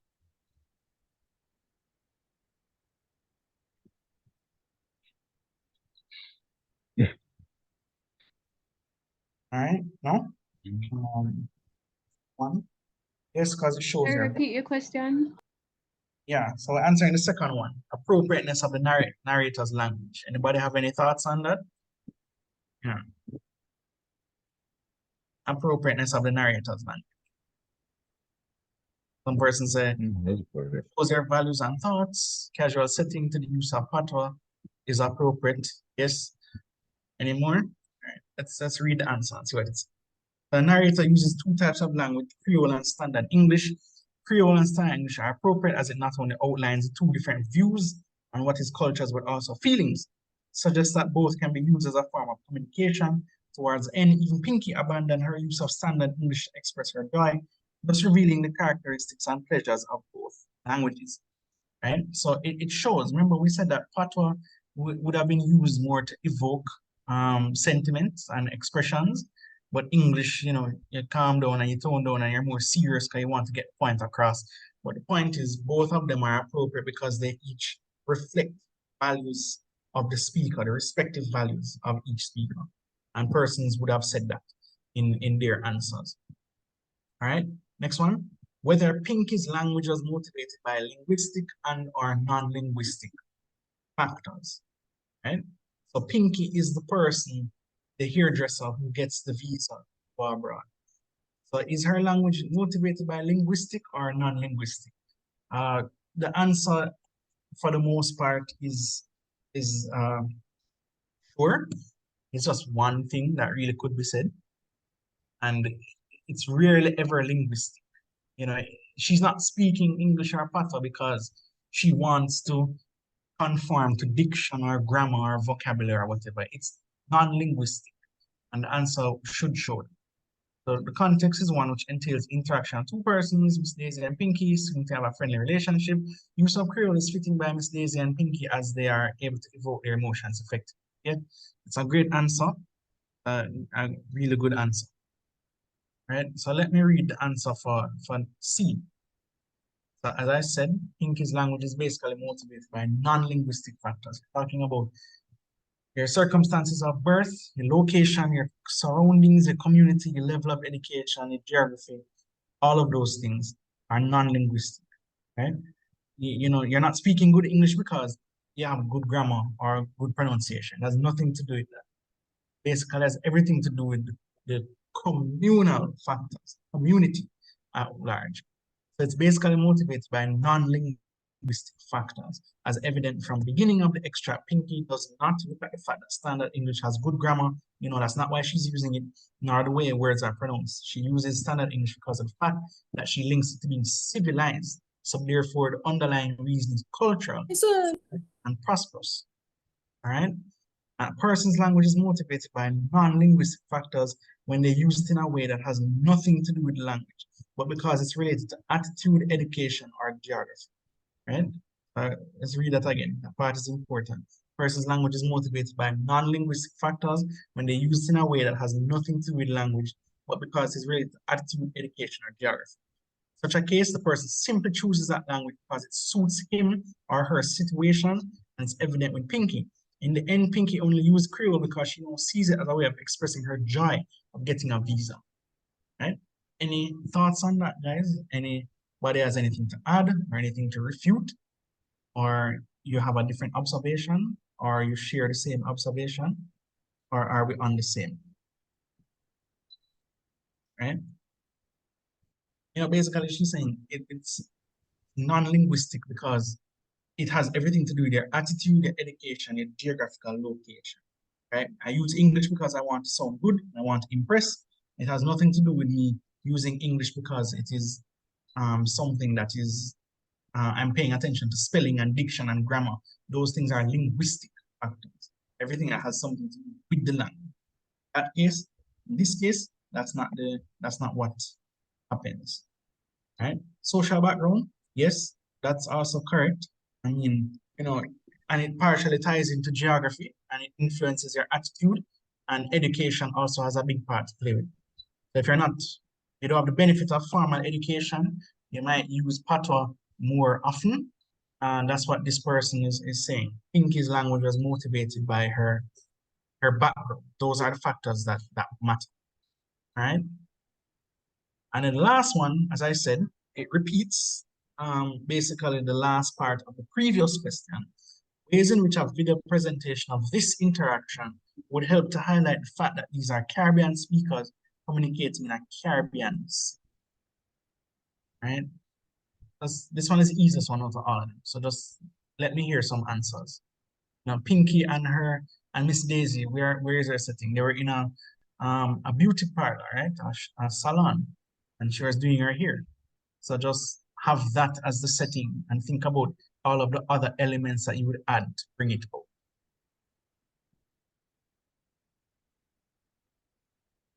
Anything, guys? Just think about a Jamaican play or a Jamaican dramatic piece or something from theater and just put down those elements there. What are they wearing? What is the setting like? How does the shop look? You know, how do the other persons in the shop look? Where is the shop located? What are they wearing? And all of those things. But let me hear it. Cultural dresses or facial expressions. Yes, that's another one. Facial expression as well as body movements. You know, those are all important. You know, you talk about, and don't forget to include the other elements like your chronemics, your kinesics, your proxemics, that things that have to deal with distance and time and all of those things. Those all count.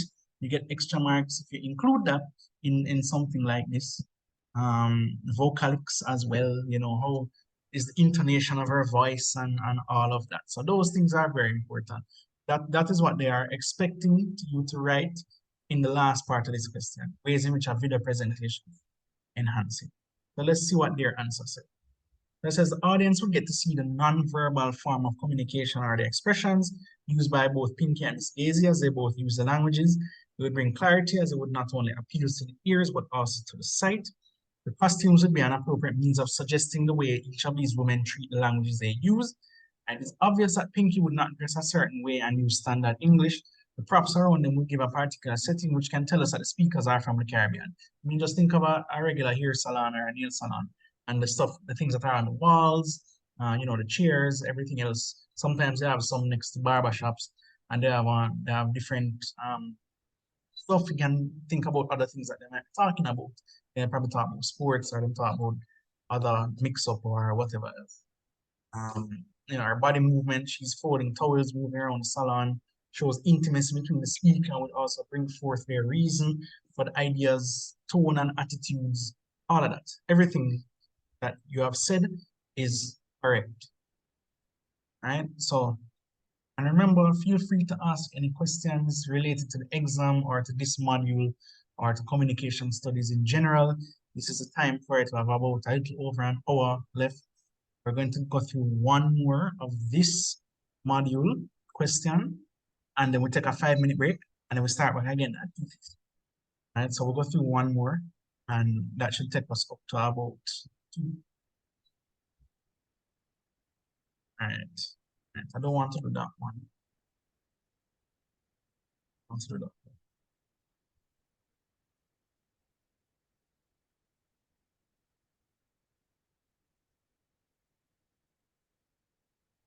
All right, so yeah, 2006.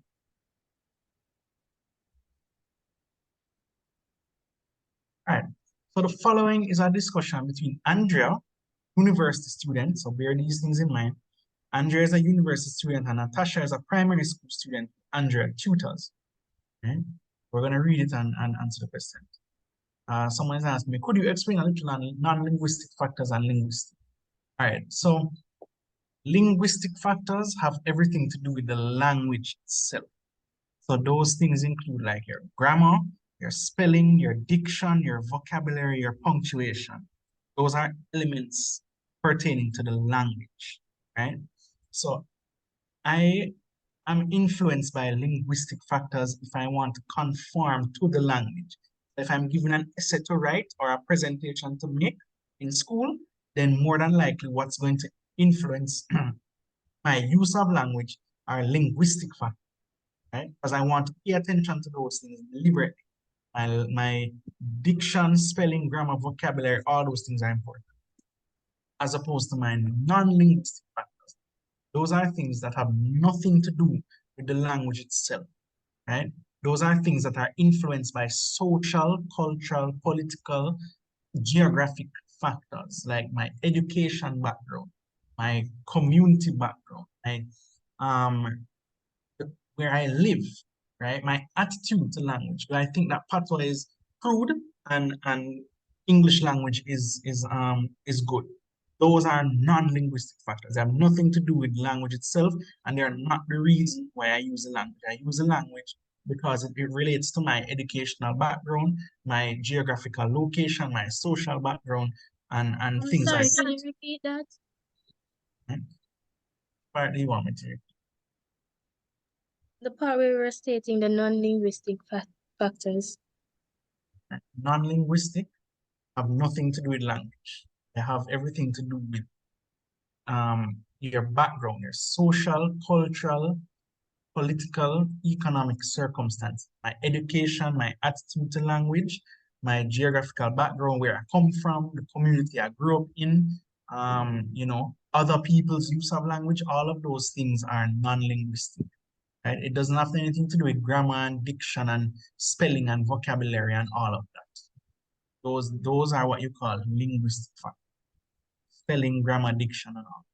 I want to use the language properly because all of those elements must be proper. All right, so that's the difference between linguistic and non-linguistic. All right, so let us go through this next one. As you say, Andrea is a university student and Natasha is a primary school student that Andrea tutored. Natasha was very intelligent, almost unchildlike, and Andrea felt at a loss. She didn't know how to talk to children who didn't particularly act like children and didn't know what tone to adopt, what subject might be good. Said, "Do you like dolls?" And Natasha said, "When I grow up, I'm going to be an astronaut." Andrea hadn't heard that one before. Doctor, teacher, nurse, and policeman she was used to, but not astronaut, especially not from a child who'd probably never been further than Kingston. She felt herself pitying the child for being so ambitious, would never be fulfilled. She said, "That's a good profession. Why do you want to do that?" "So I can float around. My teacher says there's no gravity in space, so you have to float. They showed a movie at school about it, and I know that's what I want to do." Andrea burst out laughing. How many people were there who wanted to float? Natasha was staring at her and she tried to stop laughing, swallowed hard. Natasha said, "What are you going to be? A doctor?" And no, Andrea said, "I'm studying languages, French and Spanish. I'll probably teach when I graduate." Oh, she was unimpressed and Andrea felt belittled. Natasha spoke good English, which was strange because her mother knew only dialect. When Mrs. Jackson brought Natasha, she had tried to speak properly, but Andrea knew it was beyond her. She herself spoke Creole to the woman to put her at ease, but Mrs. Jackson had been insulted. She left quickly, telling Natasha she'd be back for her at 1 o'clock. So we understand what's happening, right? Natasha and Andrea. Natasha is a student, primary school student. Andrea is tutoring her. Her mother dropped her off. Natasha is a child who's basically, they call her prodigious. She is way beyond her years. She basically is at the level of a university student, and Andrea just don't know how to talk to her. And Natasha said she wants to be an astronaut. Andrea said she's going to study languages, and Natasha basically said, oh, she's unimpressed. And when her mother was dropping her off, remember, her mother is not, it is suggested that she's not an educated woman, but Natasha goes to school and so she's educated. And so Andrea realized that her mother isn't educated and she tried to talk to her in patois and she feel offended and just walk away. Right? So everybody sees that that's happening, right? We have to understand the social, cultural context in which these things are taking place, right? But let me read it again, just to be sure. So Natasha was very intelligent, almost unchildlike, and Andrea felt at a loss. She didn't know how to talk to children who didn't particularly act like children, didn't know what tone to adopt, what subject might be good. She said, "Do you like dolls?" And Natasha said, "When I grow up, I'm going to be an astronaut." Andrea hadn't heard that one before. Doctor, teacher, nurse, and policeman she was used to, but not astronaut. Especially not from a child who had probably never been further than Kingston. Felt herself pitying the child for being so ambitious, would never be fulfilled. That's a good profession. Why do you want to do that? So I can float around. My teacher says there's no gravity in space, so you have to float. They showed a movie at school about it, and I know that's what I want to do. Andrea burst out laughing. How many people were there who wanted to float? Natasha was staring at her and she tried to stop laughing and swallowed hard. Natasha said, "What are you going to be, a doctor?" No, Andrea said, "I'm studying languages, French and Spanish. I'll probably teach when I graduate." Oh, she was unimpressed and Andrea felt belittled. Natasha spoke good English, which was strange because her mother knew only dialect. When Mrs. Jackson brought Natasha, she had tried to speak properly, but Andrea knew it was beyond her. She herself spoke Creole to the woman to put her at ease, but Mrs. Jackson had been insulting. She left quickly, telling Natasha she'd be back for her at 1 o'clock. So everybody gets the gist of what's going on. In an essay of no more than 500 words, discuss Natasha's possible motivation for achieving a good command of the English language. Right? Think about that. Natasha's possible motivation for achieving a good command of the English language. What did it mention? It said she wants to be an astronaut, right?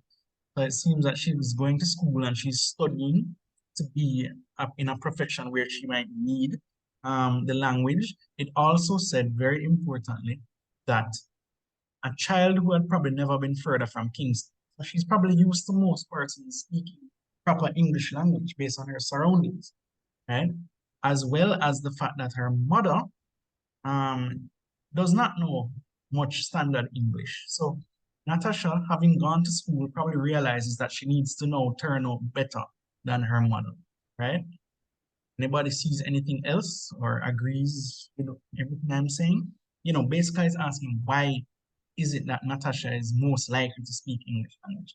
And if we're talking about non-linguistic factors, and some linguistic factors, we're talking about language and the community, then these elements ought to pop up. You know, she wants to seem intelligent, she has some level of education. Yeah, it could also be a level of pretentiousness. She wants to seem intelligent, so she's speaking. Anything else? No? So, possible answer, she wants to be an astronaut, so she knows that good command at English will best suited for her profession. And she seems smart, as it is clear that she can recall what her teacher says, which suggests her ability to learn and speak well, right? She's exposed to the language at school. May feel shame. She wants to be accepted by her schoolmates. All right, yeah.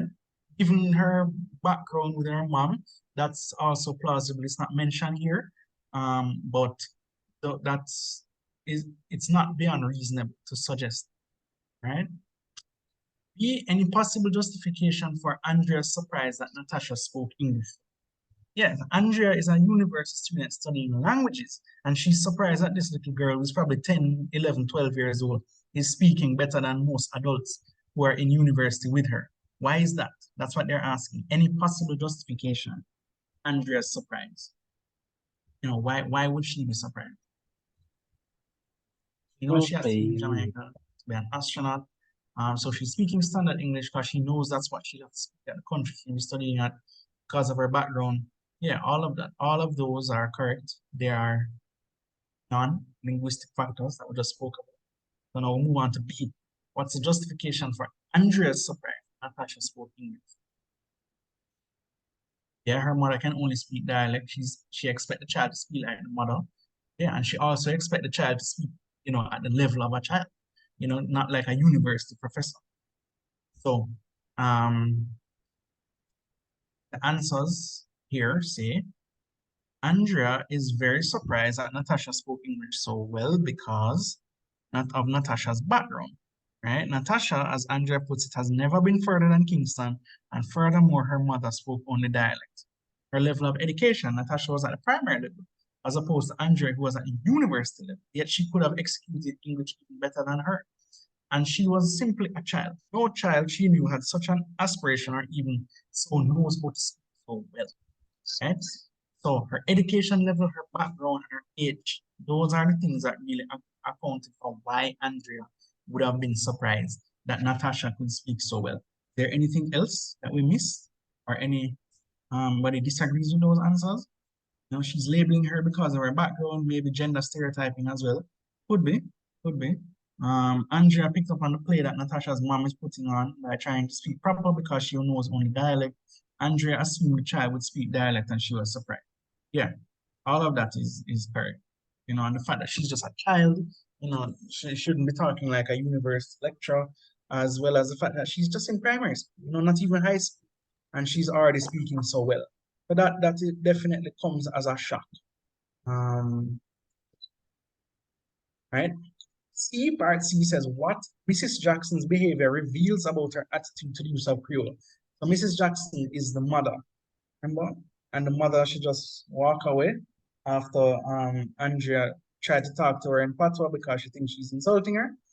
Right? So what does Mrs. Jackson's behavior reveal about her attitude to the use of Creole?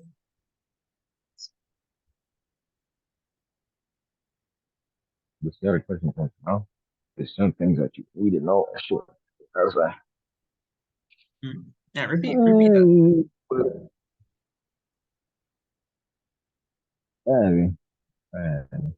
Sort of.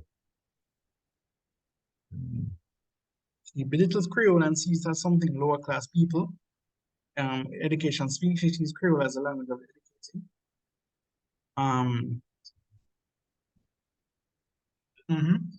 All right, remember, we're talking about the mother, so the mother's behavior. What does she think about language and the use of Creole?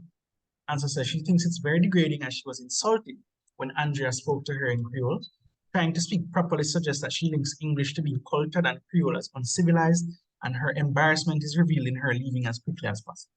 Right? So everybody gets that. She believes that the use of Creole might be disrespectful, and so she was insulted when it was used towards her.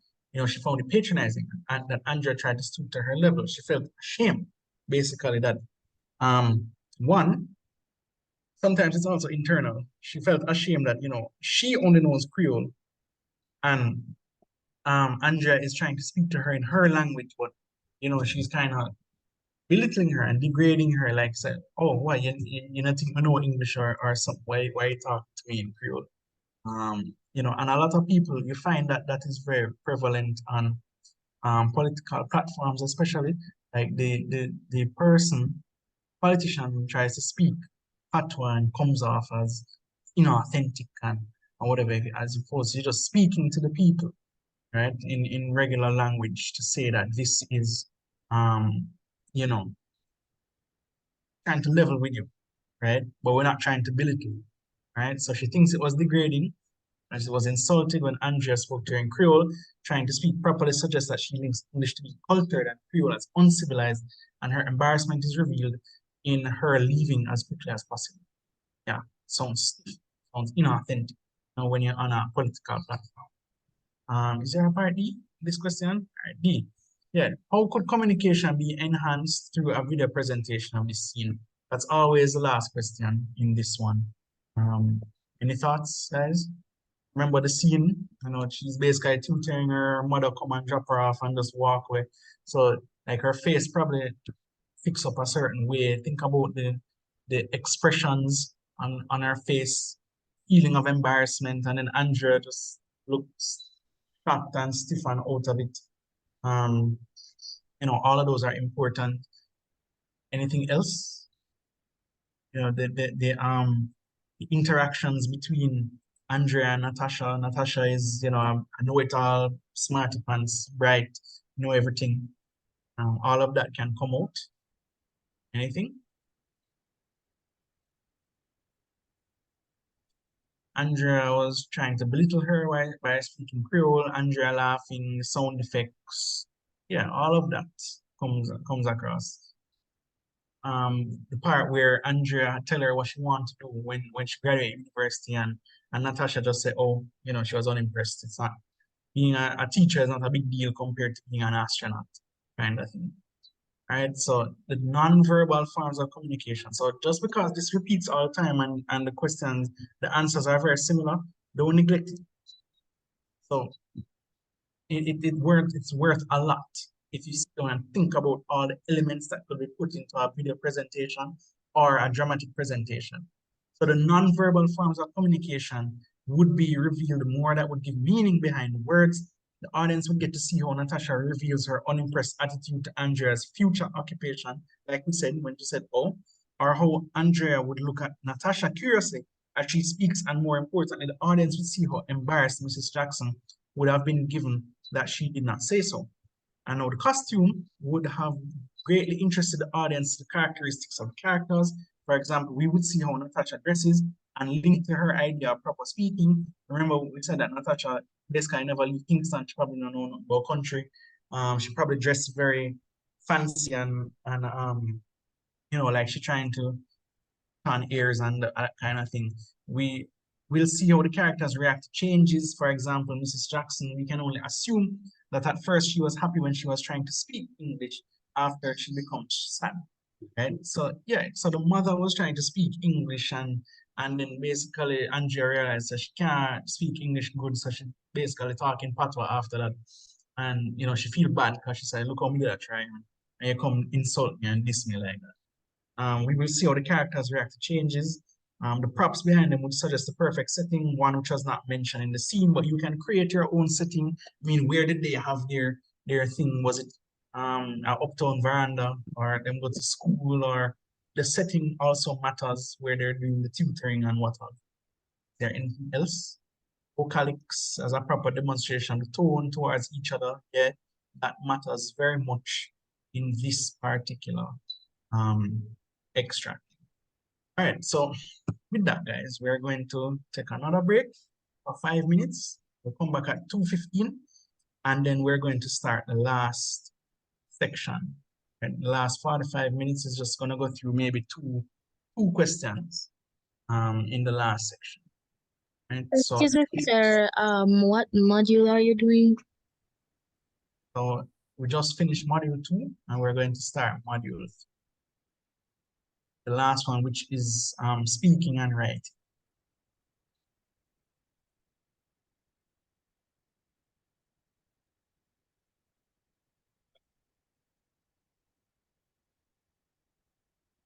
Right, so don't go too far. It was 5 minutes, and we'll come back at 2.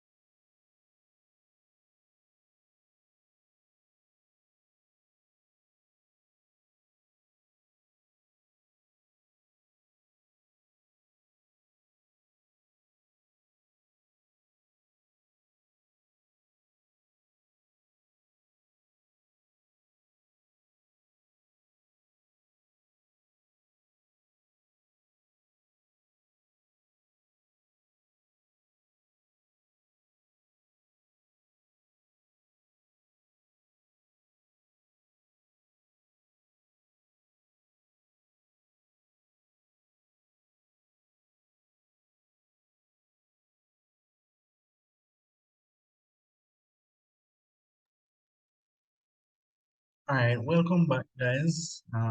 We're on the last lap. I'm not gonna take you late. We might even finish before 3 o'clock. Been going for 2 hours, and this might take maybe like half an hour or 35. So this is module 3, speaking and writing. And the first thing I want to say is that this paper is dated, but it means that the answers that you give for questions like this are going to change, like as technology evolves, social media and other different mediums and channels. So remember what I said, for this module, speaking and writing is mainly about the elements of communication. So read the first sentence of this part at the top. It says the questions in this section tend to rely on a candidate's ability to write and express oneself. So it's just literally asking you about what are the channels of communication that you would use, what are the mediums, what is the message, things about encoding, decoding, and all of that, right? All of those are pertinent to this section.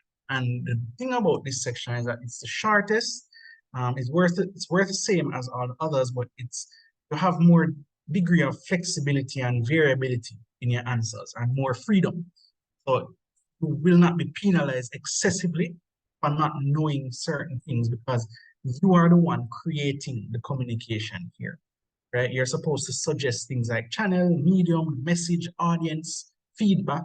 Those are the elements that are concerned this section, the very things that you learned on the first day. So even if you're running out of time in an exam, this section, you can always do it last, and it will probably take you 20 to 25 minutes, right? All right, so let us go through 2 or 3. Maybe we can go through 3, but I'm not going all the way up to 3 o'clock. So, because you guys can get it long before that. All right, so what happens is that they give you a scenario, and basically you are asked to design how your communication would go for something like. So you are a member of an environment protection group that is concerned about shipments of nuclear waste through Caribbean waters. Your group is trying to sensitize persons in the community to the potential threat and persuade them to join a protest march. So it now asks to indicate an appropriate channel and medium that would you use for the above purpose and compose your presentation. So you actually have to write what you would put in your presentation. Sometimes they ask for it, sometimes they don't. This one is basically telling you to write. So now you have to understand the difference between channel and medium, right? So your channel in this, what would be, or let me ask a question first. What would be your channel and the medium you use for something like this? And remember, it's not limited to traditional media. You have many other types of technologies. You have different social media and other things. So examiners are aware of changing times, and so they are, they understand that TikTok and Instagram and Twitter and those things are a thing than back. So what channel and what medium would you be? Remember, you're a member of an environment protection group. You're concerned about shipments of nuclear waste through Caribbean waters. You're trying to sensitize persons in the community to the potential threat. They persuade them to join a protest march. Like, how would you get the message out? That's what they're asking. You know, what would you do? On the IG story, you're going to have a coordinated social media campaign or strategy. You're going to everybody post at the same time. You're going to have a social media blast. What is it? You're going to have a town crier. What what's most appropriate? Instagram page, flyer, poster, community event. So these are all the suggestions I expect, but what is the most appropriate, right? An appropriate channel, right? For this purpose, who is the audience? How far do you want the message to get out here? Remember, you're trying to get people to join a protest. So think about social media, right? If I make a tweet about it and people retweet it and go far, or I make an IG reel or something and send it out there. That might reach out to people, right? Or you share it in all your WhatsApp groups. What is it? Which one is best? You know? Influencers, all social media platforms, community meeting, radio, TV, to appeal to older persons, email. younger people's social media pages, yeah, you can send out an email. So they're all appropriate, but it is for you to justify which ones you're going to use. If you want to use multiple, you have to say that as well and why. Somebody said to appeal to older people, yeah, because you want to catch everybody. So it's not just social media, but you have newspaper, but you probably wouldn't take out an ad for something like that. You have a community engagement, you have a community meeting or a town hall. So all of those work. All of those are acceptable. All of those are appropriate. So let us see what their answer. Remember, this was 2003, so it's not going to have all of your answers. All right, so one may use a written channel that will carry a medium such as Gleaner, letters to the editor, a spoken channel where the medium may be a general meeting or a speech. So, and part of that answer that I want to point out to emphasize is that the channel, right, is the type of communication. So, writing, speaking, or whatever, that's a channel. Medium is the actual thing that conveys it. So, the Gleaner is a newspaper that conveys written communication, right? The TV or a meeting is the thing that conveys spoken communication, right? So speaking and writing are the channels. The medium is the thing that carries TV, radio, newspaper, those things, all right? Or a speech or a general meeting, something. Everybody mentioned that one way or another. Community event, and you can invite influencers via social media platforms. You can also use TikTok to advertise. Yeah, so nowadays TikTok is a thing. So now they ask me to compose your presentation. So we are not going to do that right now. But what are some of the elements that you put in here? Remember, you are a member of an environmental protection group, and shipments are carrying nuclear waste. So when you are composing a presentation, you can throw all sorts of stuff in there. Persuade, your statistics, your source of authority, anything. They don't care whether you mix it up or not. They just want to see that you have the right elements and how you have put them in there. So it says in composing your presentation, first think about what you want to write, right? You want to think about the message. So it mentions shipments of nuclear waste. So you introduce the listeners about the shipments. You talk about, you make sure the readers are well informed. Where are they coming from? What are nuclear waste? How harmful can it be? How can it impact on the lives of the Caribbean, both people and animals? Remember to be very persuasive, and you have many techniques. You have rhetorical questions, you have authoritative sources, you have statistical data. Is there any evidence of impact on Caribbean society? Use a formal register, because you're talking about a very serious issue and you want to get it out there to as many people as possible. So remember, it says, remember, you're in an exam and the examiner doesn't expect you to know any real scientist that knows about nuclear waste, so you can make it up. You can literally just make it up. According to James Smith, researcher of aquatic lives in the Caribbean, nuclear waste is very dangerous. Who is James Smith? We don't know and we don't care. You're in an exam and the aim is to prove that someday in the future you can make a presentation. So that includes all the elements, the message, the expected feedback, the audience, the channel, the medium. Make up as many statistics and sources as you need. All right. Surveys, rhetorical appeals. Yes, this is where those come in. You use all group of people, social media, TV, radio, Instagram, TikTok, Facebook, WhatsApp, community. All of those are perfectly fine. So somebody asked, repeat, what is the medium? The medium is the actual device that carries the communication. The Gleaner is the medium, the newspaper, TV, the radio.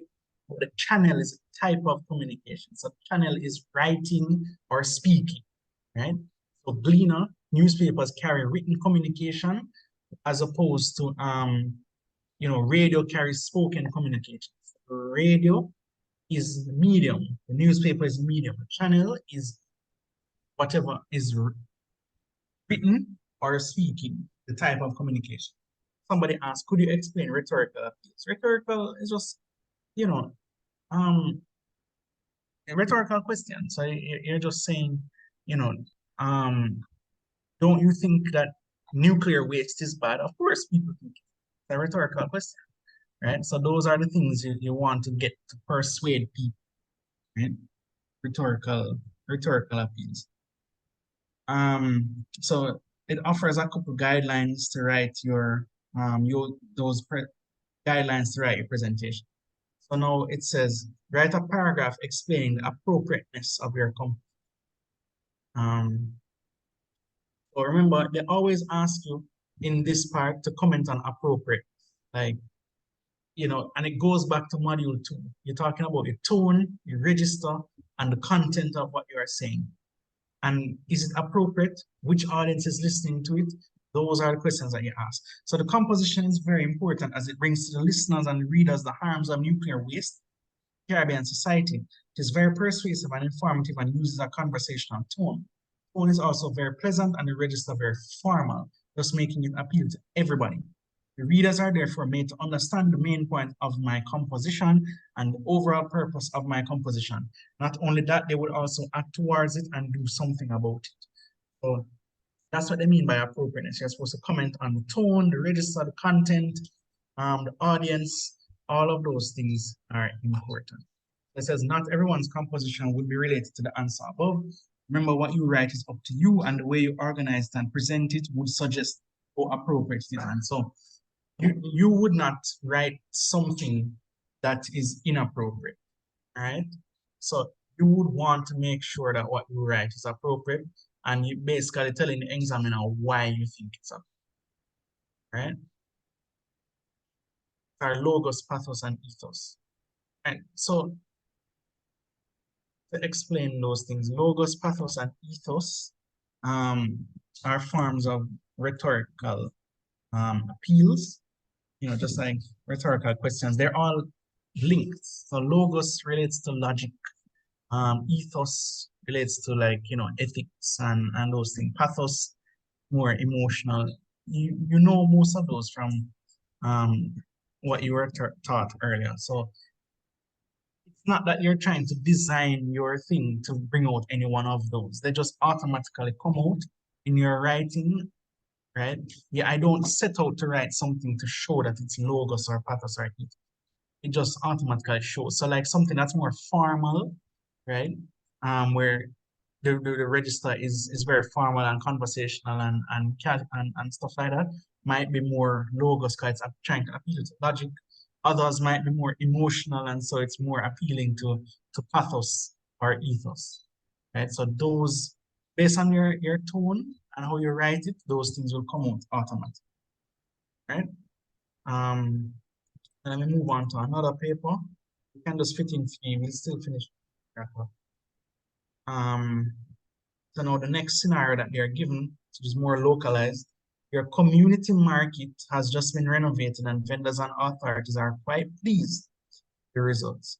However, at a management meeting, the need for vendors to cooperate with the authorities to maintain the market's cleanliness has been raised. You have been approached to conduct a campaign to make vendors aware of their responsibilities. You are well aware that the subject matter must be handled in a delicate manner. Now it's asking you to discuss the approach you would take in creating the campaign in terms of A, communication challenges you would expect to find when targeting the vendors. Before we go into the answers, what are the communication challenges you would expect to find when targeting the vendor? Community market has just been renovated. Vendors and authorities are quite pleased with the results, but at a management meeting, the need for vendors to cooperate with the authorities to maintain the market's cleanliness has been raised. You have been approached to conduct a campaign to make vendors aware of their responsibilities. And you are well aware that the subject matter must be handled in a delicate way. Right? So I'm talking to the vendors at the market. What are some of the things I need to be mindful of or aware of?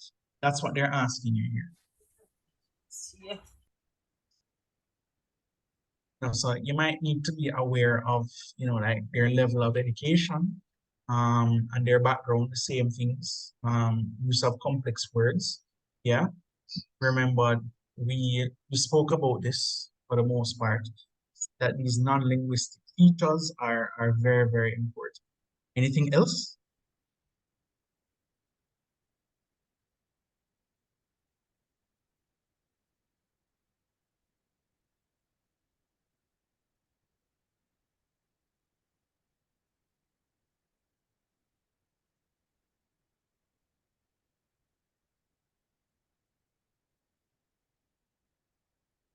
Right, age, I suppose. would be relevant insofar as the means of communication. Like if they are not so au fait or savvy with communication now, like more modern iterations of communication. But let's look at some of that. So deciding on the best medium and the channel, understanding the best way to communicate with the vendors in a delicate manner, what particular language should be used or considered to make it absolutely clear, and how to make it very persuasive. So spoke about that. What particular language, the vendors, you're going to speak to them in a formal way. You're not going to disseminate something so serious like this in patois, even if you think they might understand it better that way. Right? Anything else? Anybody says gender, language variety, and language barrier? Yes, those are all things that need to be considered whenever you are composing your message. Let's see, we're running through this very fast. I only have one more question after this, and we're going to finish long before we're here. So it says the information that must be relayed, right? Oh, sorry, I should have asked that before I give you the answer. So what is part of some of the information that should be relayed and the vocabulary and the register you would consider appropriate? Remember, talking about a market just renovated and the vendors need to know their responsibilities, right? So what should I put in the message? That's basically what it's asked. What vocabulary would you use? What register would you consider appropriate? Formal or casual? Yes, that's acceptable. Right? What are some of the other things that need to be included?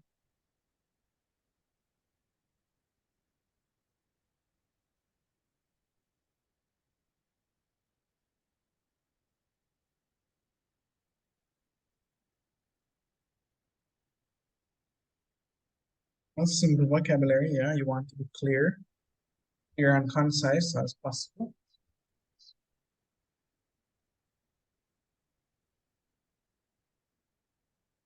Anything else?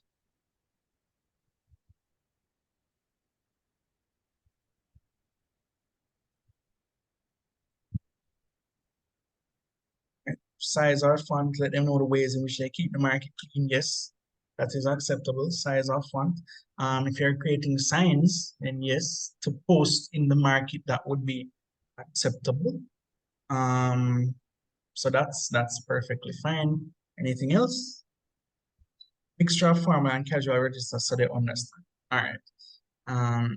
Let's go to the answer. The renovation of the market, that's part of the information.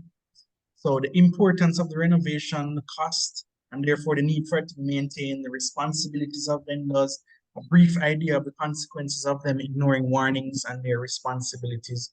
The vocabulary should be quite simple and persuasive, which should create seriousness in the message being said. Remember, we said it has to be, we're delivering a serious message, so we can't be casual. The message should avoid using words that the vendors would not understand, as this would cause confusion and loss of interest. So it must be, you have to find a balance.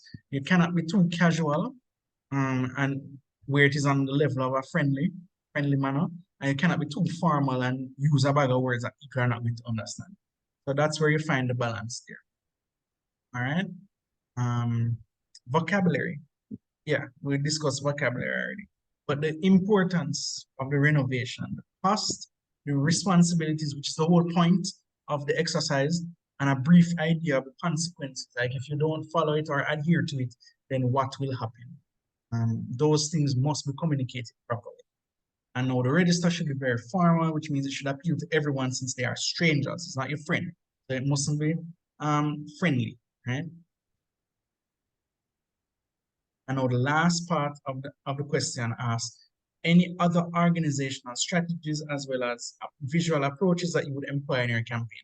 So the information should be very persuasive.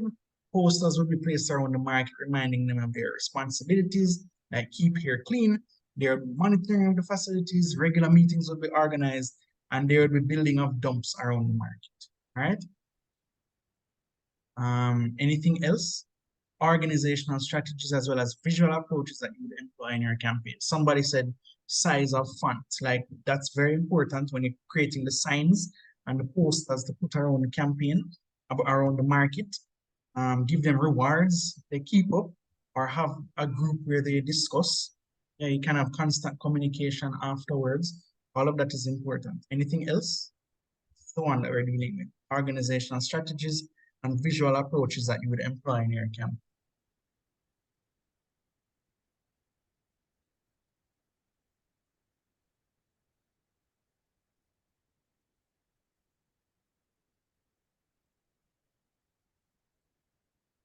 Signs with pictures for those who can't read. Yeah, that's a good idea. I never thought of that one. So the answers are not limited to what's here. Just think about the scenario and think about if you were in that situation, what would you do? All right, that's basically. All right. If nobody else has any questions pertaining to that, I'm going to move on to the last question, and then I'm going to take about 5 minutes to answer any more of your questions that you might have about the exam or anything else that needs to be cleared up. All right. So we're almost there. Like I said, this is the shortest one, and you see how we're running through the questions very, very. All right. So the next scenario says your country's Board of Tourism intends to promote the country as a destination that offers cultural and business opportunities to visitors. Wealthy elite travelers from Europe and North America are to be targeted in this campaign. Right?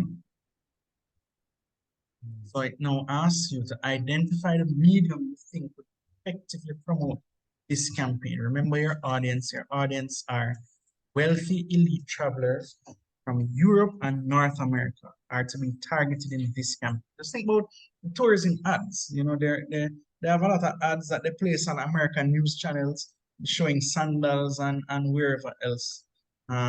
You know, what else could they use? This is a format for a module 3 essay. Yes. Sometimes they might break it up into 3 segments like this, or they might tell you to ask to write in continuous prose of like 500 words. It's always 500 words when you're writing the essay. So which medium would it TV, social media? Well, social media, no. And where you're able to show videos on Instagram and what have you, and people see it and they say, oh, I want to come and visit Jamaica. Right? So the best medium, as we said, is a televised, because it has to be visual. And you can't do anything with writing. It has to be show something.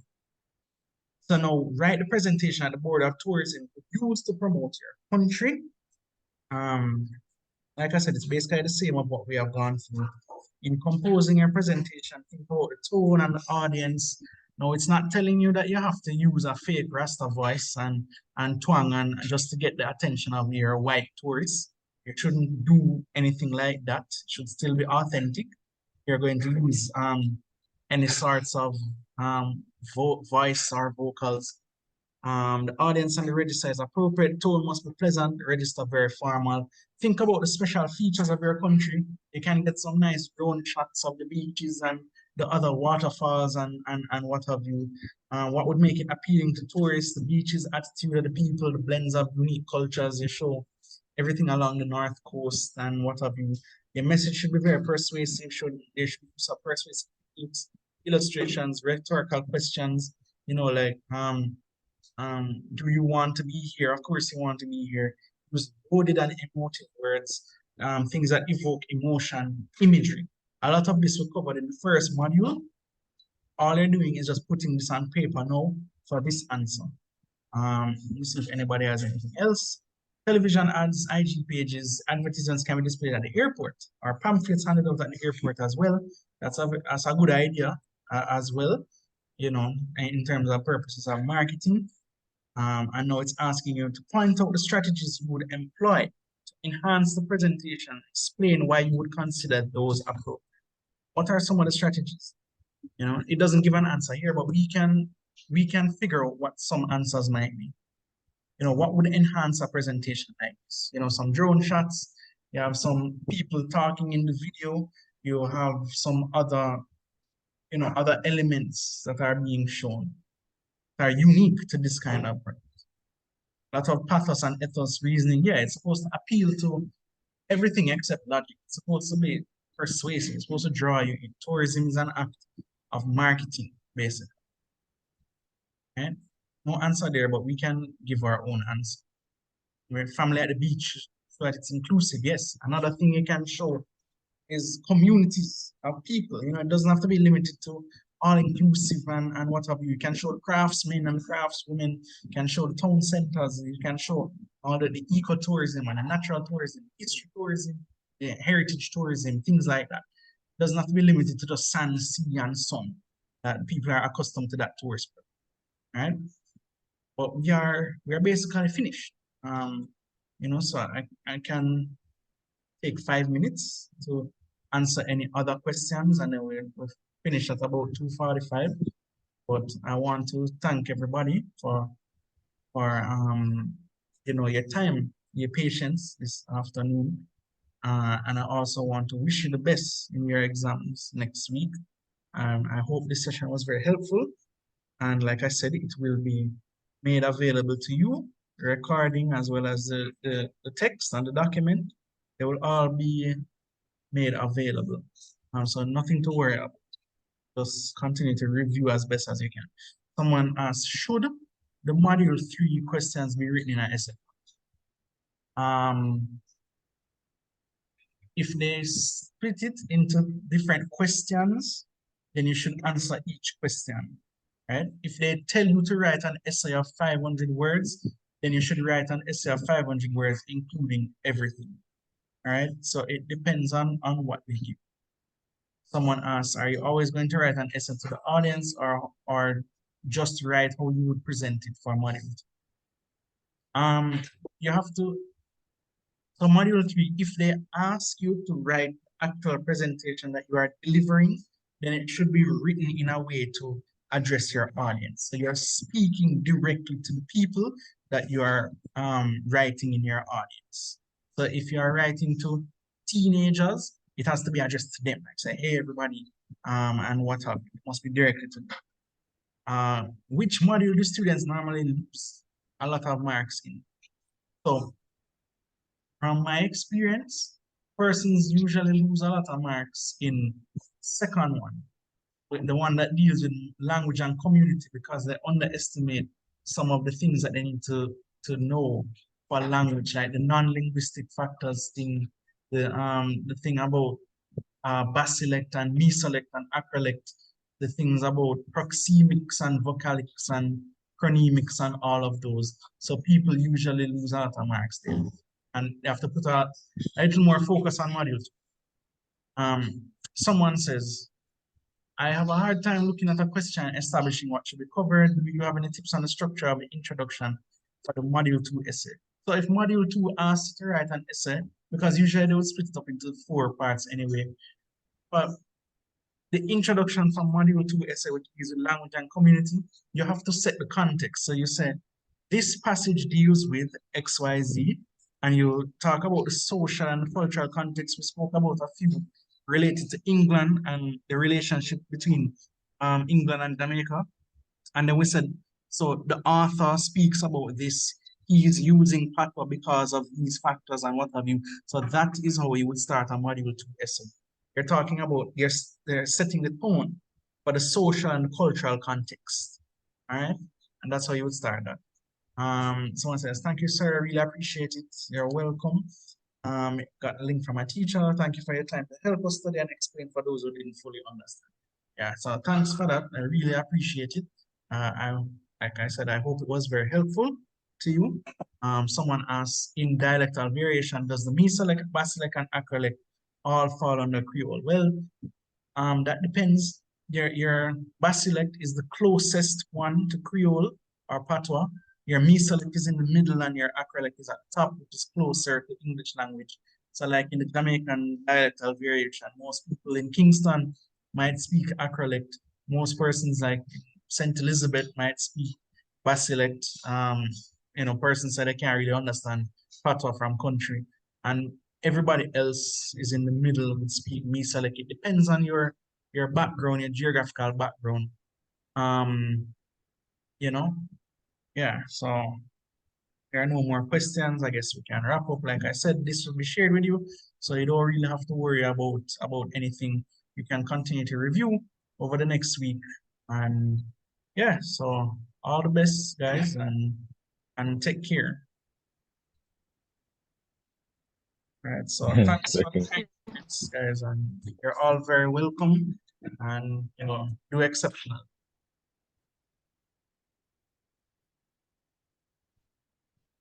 Thank you, my father. Yeah, man, respect. More life, sir. Yeah, man, respect. All the best.